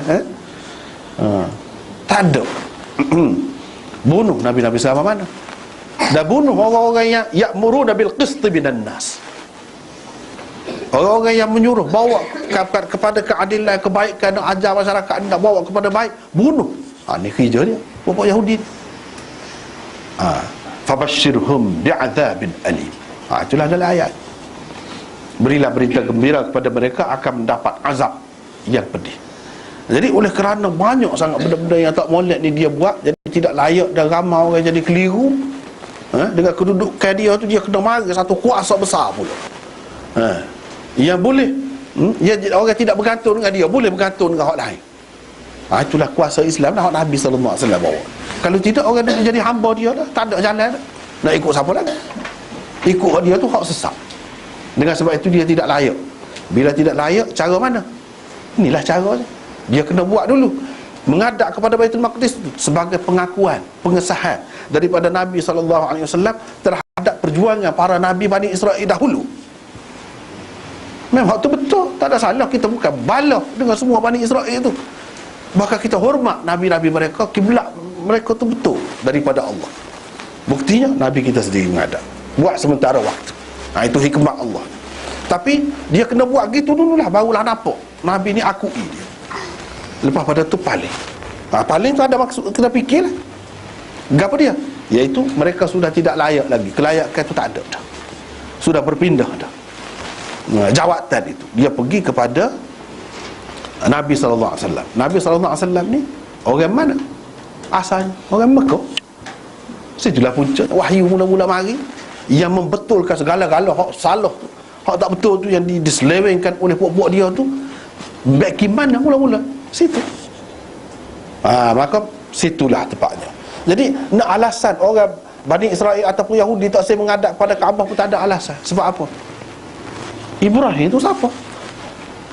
Kalau kita kata Ishak, start daripada Ishak dan keturunan dia menghadap kepada Baitul Maqdis.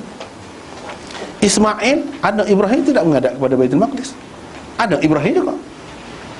Jadi tak usah duk ambil Ishak kau Ismail, tak usah cara. Ambil ayah dia. Ayah dia menghadap ke mana? Jawabnya, ayah dia menghadap kepada Kaabah. Jadi apa yang nak balas ni? Apa yang tak saya terima, tak boleh terima. Hak datuk dia, datuk kita, orang-orang Arab ni sama datuk. Dan hak tu tidak dipertikaikan. Kalau Nabi ni ada, dipertikaikan Nabi lain, tapi Ibrahim tidak dipertikaikan. Sekarang ni Nabi Ibrahim mati dengan menghadap kepada kiblat mana? Kalau Kaabah, sebab tu patut Kaabah. Nabi Ibrahim tu bawa pergi ke sana tu, ada mesej dia tu, ada mesej pergi duduk di Mekah tu, dah binaan itu. Lepas tu dia menghadap kepada hak tu pula, ada mesej dah besar tu, yang satu hari nanti kena ikut dia man hak tu, hak terakhirnya hak dia buat tu. Dan letak tapak kaki dia, tapak kaki len itu tidak nampak seperti tapak kaki orang dah, pakai sapu kau kan. Dalam hadis ada sebut, dalam riwayat ada sebut. Ni bagus. Sapu lama-lama jadi lagu lain. Tapi lekuk lagi. Jadi asas dia lekuk tu iya. Lepas tu ada orang baiki sikit tu adalah. Sebab apa? Asal dia tu ada sini dekat tempat tapak kaki ke sini kan. Bawah tu dia lekuk sikit situ. Dia tidak rapat. Dan jari-jari tu nampak molek bekas jari dulu. Sekarang ni tidak gitu. Sikit-sikit je nampak. Sebab apa? Pakai sapu ni lah. Anak buah ni, pengikut ni, balik belakang ni, pasal cinta sangat pada Nabi Ibrahim, tak boleh nak kawal perasaan begitu. Sapu, siu. Padahal tidak disuruh lagu tu. Tidak disuruh lagu tu. Hak suruhnya kalau iya pun Hajarul Aswad tu siu lah, nak siu. Hak makam Ibrahim yang kita bincangkan baru ni tidak suruh siu. Ya dia suruhnya kepada dia, apa yang letak tapak tu, tapak tegap. Apa maksud? Apa falsafah dia nya? Tapak ni seperti kita kata tapak kaki. Dia mengikuti jejak ayahnya misalnya gitu. Pasal kita menggunakan lagu tu. Itu tanda simbolik kepada ajaran yang sepatutnya kita ikut. Ni kalau pada pasir, kalau mana-mana kalau orang tu pijak pergi kita, nak ikut dia boleh jadi hilang tu. Tak bekas tapak kaki tu. Bekas tapak kaki tu boleh hilang. Lepas tu menyebabkan kita tak boleh nak ikut, tak terai. Kalau sehari dua lepas pada tu kan hilang bekas tapak kaki tu. Kalau pada pasir tu metal lah, mari angin hilang. Ni tapak kaki lekuk gitu mo. Nak hilang lah ke mana? Bermakna ikut tag kita ni, hak kita nak ikut ni sangat jelas. Bagaikan diukir di atas batu ajaran dia. Bukan yang mudah hilang dengan angin bertiup, dengan perubahan hujan, dengan sebab hujan. Tidak. Itulah hak kita nak ikut. Siapa dia hak kita nak ikut? Nabi Ibrahim. Kita ni ikut jejak dia lah. Jejak dia tu terang, setara tu tidak akan terhilang, tidak akan terhapus. Itu simbolik dia je. Jadi duduk mana? Tapak Nabi Ibrahim situ juga. Nabi Ibrahim mengadap ke situ juga. Jadi apa yang nak balas tak Siti Timur? Tidak jadi masalah kepada Bani Israel. Siapa pun boleh mengadap kau tu. Hak mana-mana Islam lah. Bani Israel itu bangsa. Hak mana-mana Islam, dia mengadap kepada Kaabah juga. Jadi tak ada alasan dah. Itu tujuannya yang apa nama di sini dipalingkan arah kiblat itu. Yang ke-8, peralihan arah kiblat merupakan satu lagi penapis untuk menilai sama ada iman dan Islam seseorang pada waktu itu tulen atau palsu. Itu salah satu hikmah tu. Illa lina'lama man yattabi'ur rasul mimman yanqalibu ala aqibaihi. Kami tidak pusing kiblat tu melainkan untuk nak tunjuk. Bukan untuk nak tahu Tuhan tahu dah. Tuhan tahu maksud nak tunjuk kepada orang lain. Siapa dia hak ikut rasul dengan ikhlas hati, dengan yakin, dengan cukup faham, dan siapa dia yang berpaling tanah. Jadi dalam sejarah Nabi SAW ni banyak perkara yang merupakan penapis. Naik Mi'raj, benda pelik-pelik waya. Nak terima ke tak saya? Pelik ni. Nak terima tak? Sama mana beriman terima. Banyak benar lah benda peliknya. Salah satunya hak ni. Ni berat. Pok-pok munafik, boleh tengok saya. Pok-pok munafik kan Bobel kata. Bobel tu ialah boleh tahu lah. Mudah lah. Itu salah satu cara pada masa tu nak menunjukkan hak mana hak betul-betul Islam, hak mana hak tidak. Jadi dengan sendiri sahabat-sahabat tu tahu selalu. Ni kena beringat sikit. Itu salah satu penilai. Banyaklah hikmahnya pada masa tu. Dan hikmah hak tidak terikat dengan masa tu pun banyak. Seperti zaman kita. Dia nak, bila dia arah situ kan, paling kiblat tu, cuba tengok dalam dunia.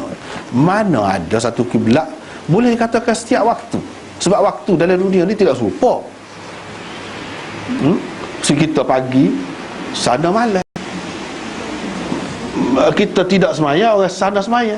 Bahkan kalau tidak terikat dengan masjid, orang mana duduk semaya seorang-seorang. Boleh katakan setiap detik ada seorang orang duduk semaya, mengadap kot. Mana nak cari kiblat lagu tu dalam dunia? Tak betul. Tidak merupakan mukjizat tu, pelik tu. Setiap waktu ada orang duduk mengadap. Dah waktu tidak serupa dalam dunia ni. Hak ni masuk zuhur dah. Hak ni tak masuk lagi. Hak ni duduk semaya pada masa tu. Hak ni tak boleh semaya lagi, bukan tak masuk lagi. Bila masuk dia semaya. Ada sama.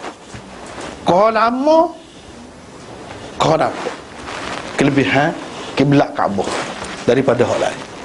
Siapa dia yang menghadap Qudus? Orang Kristian pun tidak menghadap kepada Baitul Maqdis. Orang Yahudi hak tinggal. Orang Yahudi tu agama dia yang sempit tu, hanya bangsa dia saja.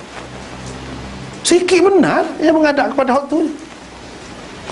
Lepas tu kalau menghadap kepada hak lain, berhala banyak berhala. Banyak benar berhala. Hak ni menghadap berhala dia menghadap. Tidak ada kesatuan tu. Nampaklah orang panggil syirik tu. Jelas syirik tu. Ni lagu ni. Kongsi banyak. Nak nak hak ni pergi ke Tuhan ni, nak ni pergi Tuhan ni. Tuhan tu tidak suka, kena buat berhala suku. Semuanya menghadap ke satu arah, satu. Tak ada dalam dunia. Itu tidak benda pelik. Pada ketika tu ya adalah orang pertikaian, orang ni pertikaian. Sampai kita boleh tengok dengan senang. Dengan tengok dengan mata kepala kita sendiri, setara mana. Apa bezanya orang panggil kiblat ni dengan kiblat-kiblat lain. Itu kalau ambil kira semaya. Ambil kira haji pula pergi. Berapa ramai pergi.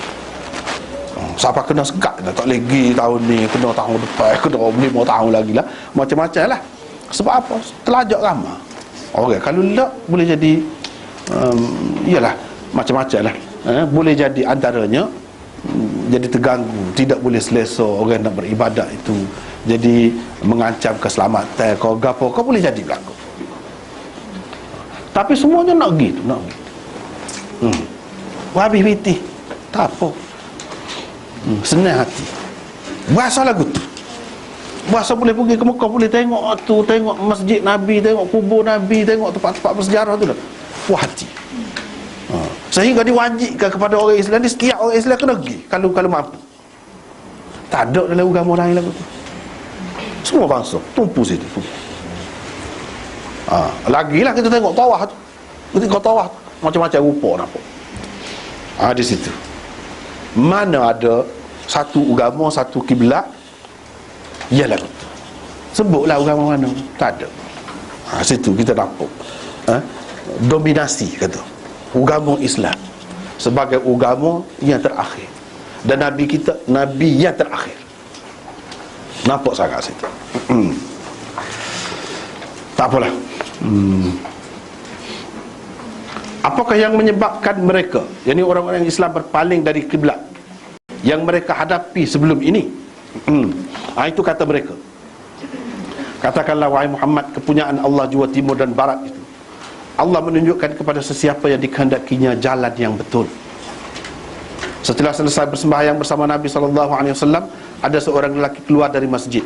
Dia lalu dekat satu kumpulan orang-orang Ansar yang sedang bersembahyang asar, yakni di masjid Bani Harithah. Ada dalam riwayat lain sebut gitu. Mereka sedang menghadap ke arah Baitul Maqdis. Orang itu pun berkata bahawa dia bersaksi sesungguhnya dia telah bersembahyang bersama Nabi SAW dengan menghadap ke arah Kaabah. Maka terus berpusinglah mereka itu sehingga benar-benar menghadap ke arah Kaabah.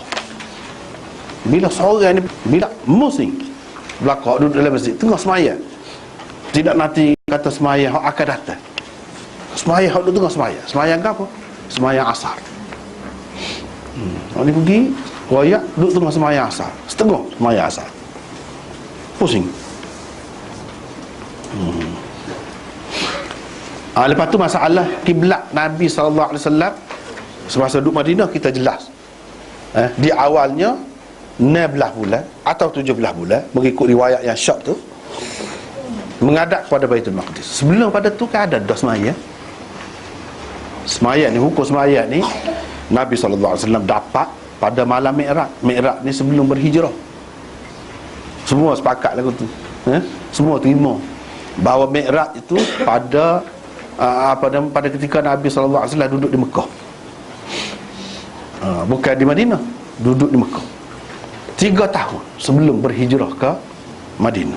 Jadi dalam masa 3 tahun tu Nabi menghadap ke mana? Nabi menghadap ke mana? Itu persoalannya. Nota 519, para ulama terbahagi kepada 3 golongan dalam menentukan kiblat Nabi SAW dan umat Islam semasa mereka berada di Mekah sebelum berhijrah ke Madinah. Ada 3 pendapat. Golongan pertama mengatakan semasa di Mekah Nabi SAW dan pengikut-pengikutnya menghadap ke arah Kaabah. Setelah berhijrah ke Madinah, mereka diperintah supaya menghadap ke arah Baitul Maqdis selama 16 atau 17 bulan seperti tersebut di dalam hadis di atas. Inilah pendapat jumhur ulama. Menghadap ke mana? Menghadap Kaabah. Sebab apa? Kalau kita tengok dalam riwayat mana-mana, tak ada pernah puak-puak kafir Quraisy Mekah duduk kritik gitu. Apa kita nak ikut? Dah lah agama lain, kiblat pun nak tinggal hak untuk nenek. Tak ada mana-mana riwayat yang menyebutkan puak-puak demo tu kritik. Sebab kalau Nabi duduk menghadap kepada Baitul Maqdis dah di Mekah tu, mesti ada riwayat mana-mana yang menyebutkan mereka kritik, mereka mengejek kau kerana tu. Tak ada. Sebab orang kafir Quraisy dia tidak menghadap kepada Baitul Maqdis. Dia tak cakap tu. Dia kalau ada buat ibadah haji ke apa, dia besarkan Masjidil Haram tu lah, Kaabah tu lah dia aja. Tentu kalau Nabi buat benda yang berbeza daripada hak mereka buat, mereka akan kritik habis-habis lah. Buat menganyi, tak ada sebut. Ini menunjukkan bahawa semasa di Mekah, Nabi SAW menghadap kepada Kaabah, bukan menghadap kepada Baitul Maqdis. Menghadap kepada Baitul Maqdis setelah ke Madinah. Sebab di Madinah tu ramai orang-orang Yahudi. Untuk menyempurnakan hujah daripada pihak Allah, itulah hikmahnya, iaitu suruh menghadap kepada Baitul Maqdis selama 16 bulan. Golongan kedua mengatakan semasa di Mekah lagi Rasulullah SAW telah diperintah menghadap ke arah Baitul Maqdis, tetapi baginda SAW bersembahyang ke arahnya dengan menghadap juga ke arah Kaabah. Maksudnya ialah dengan tidak membelakangi Kaabah. Ini golongan yang kedua. Dia kata Nabi SAW kira-kira bersembahyang, dia duduk balik menghadap ke arah timur lah, ke arah timur ataupun ke arah Yaman. Mana dia duduk alik tu, alik rukun Yamani orang panggil tu. Bukan duduk alik rukun Syami yang ada hijir tu. Ada hijir kan, baru ni kita sudah bicara. Bukan duduk menghadap kau tu. Kalau menghadap kau tu Baitul Maqdis, dia akan membelakangi Kaabah. Ni duduk, dia duduk alik ni, jadi menghadap Kaabah dan menghadap betul sama betul dengan Baitul Maqdis juga. Ini pendapat yang kedua. Tetapi tidak kuat sebenarnya. Sebab apa? Kalau kita perhatikan kedudukan rumah sahabat-sahabat tu bukan duduk alik tu belakang. Ada duduk alik ni, ada duduk alik ni. Dia kalau menghadap kepada Baitul Maqdis, dengan sendirinya akan membelakangi Kaabah. Dan setara mana kedudukan Kaabah tu sehingga boleh seseorang itu membelakanginya? Setara mana? Jadi banyak timbul kemuskilan. Sebenarnya memang menghadap kepada Kaabah, pendapat yang pertama tu apa paling kuat. Yang ketiga pula mengatakan kiblat umat Islam semasa di Mekah ialah Baitul Maqdis sahaja. Baitul Maqdis sahaja. Memang dia menghadap ke Baitul Maqdis tu. Tak cara dengan membelakangi kiblat Kaabah tu ke? Tak cara. Setelah berhijrah ke Madinah, mereka terus menghadap ke arahnya selama 16 atau 17 bulan. Selepas itu barulah mereka diperintah menghadap ke arah Kaabah. Perintah menghadap ke arah Baitul Maqdis diketahui melalui hadis, iaitu orang panggil al-wahyul khafi, seperti yang kita sebut tadi. Suruh menghadap kepada Baitul Maqdis itu berdasarkan hadis. Manakala perintah supaya menghadap ke arah Kaabah pula adalah berdasarkan Al-Quran. Perintah Al-Quran inilah yang memansuhkan perintah sebelumnya. Maka dengan itu Baitul Maqdis tidak lagi menjadi kiblat orang-orang Islam. Yang menjadi kiblat umat Islam buat selama-lamanya hanyalah Kaabah Al-Musharrafah. Jadi kalau kita perhatikan dari segi sumber perintah menghadap kepada kiblat ni pun berbeza dah kedudukannya. Mana tinggi Quran dengan hadis. Betul kedua-duanya wahyu, tapi mana tinggi? Tentu tinggi Quran, lebih Quran. Hak suruh menghadap kepada Baitul Maqdis, kata Nabi menghadap selama berapa belah bulan tadi, 16 bulan ke 17 bulan tu, dalam Quran cakap cari tak ada, tak usah cari, tak ada.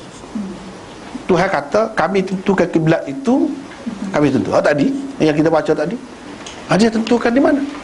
Kalau ada pun hadis, sepos hadis ni. Hadis. Bermakna apabila perintah supaya menghadap kepada Baitul Maqdis tu pun asasnya tu pun nampak dah sementara.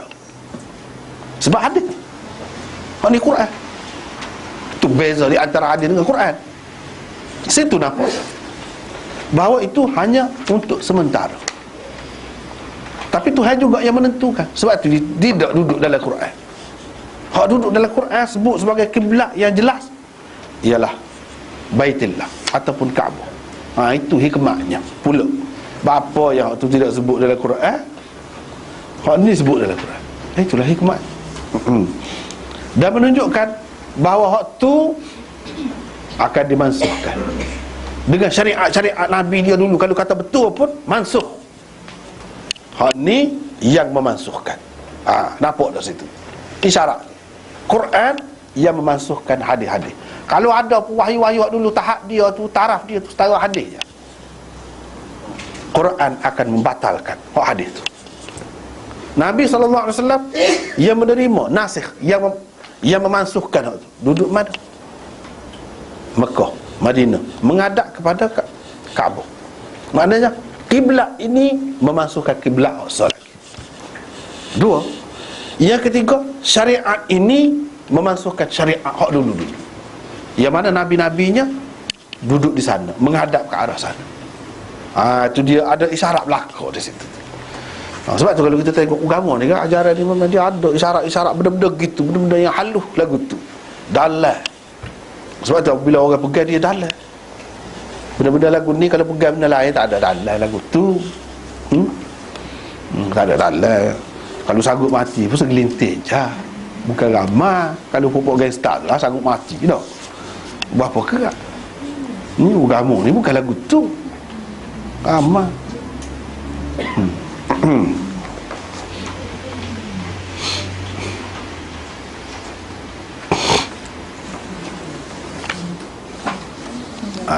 Panjang ni pula ni. Nota ni panjang nak hurah nota ni dah.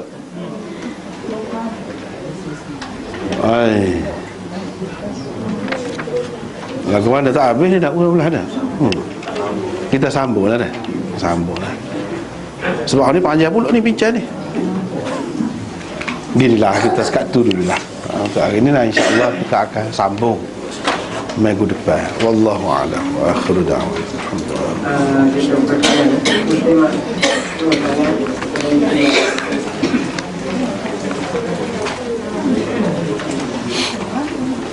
Muslimat ada saran?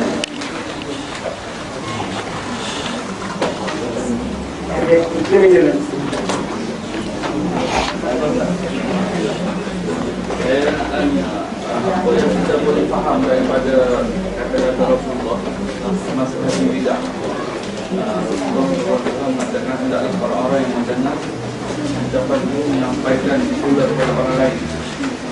Semoga yang terakhir lebih memahami kata-kata saudara mereka itu dari saksikan oleh Allah bahawa kita akan sampaikan sekarang kepada Maksud tu maksudnya ajaran Nabi SAW ni perlu disampaikan. Kita semua bertanggungjawab lah. Mana-mana dengar, walaupun satu ayat Nabi kata ballighu anni walau ayat, sampaikanlah daripada aku walaupun satu ayat. Lepas pada tu banyaklah dia pujinya orang yang dengar hadis, lepas tu ingat, lepas tu ayat ke orang lain pula.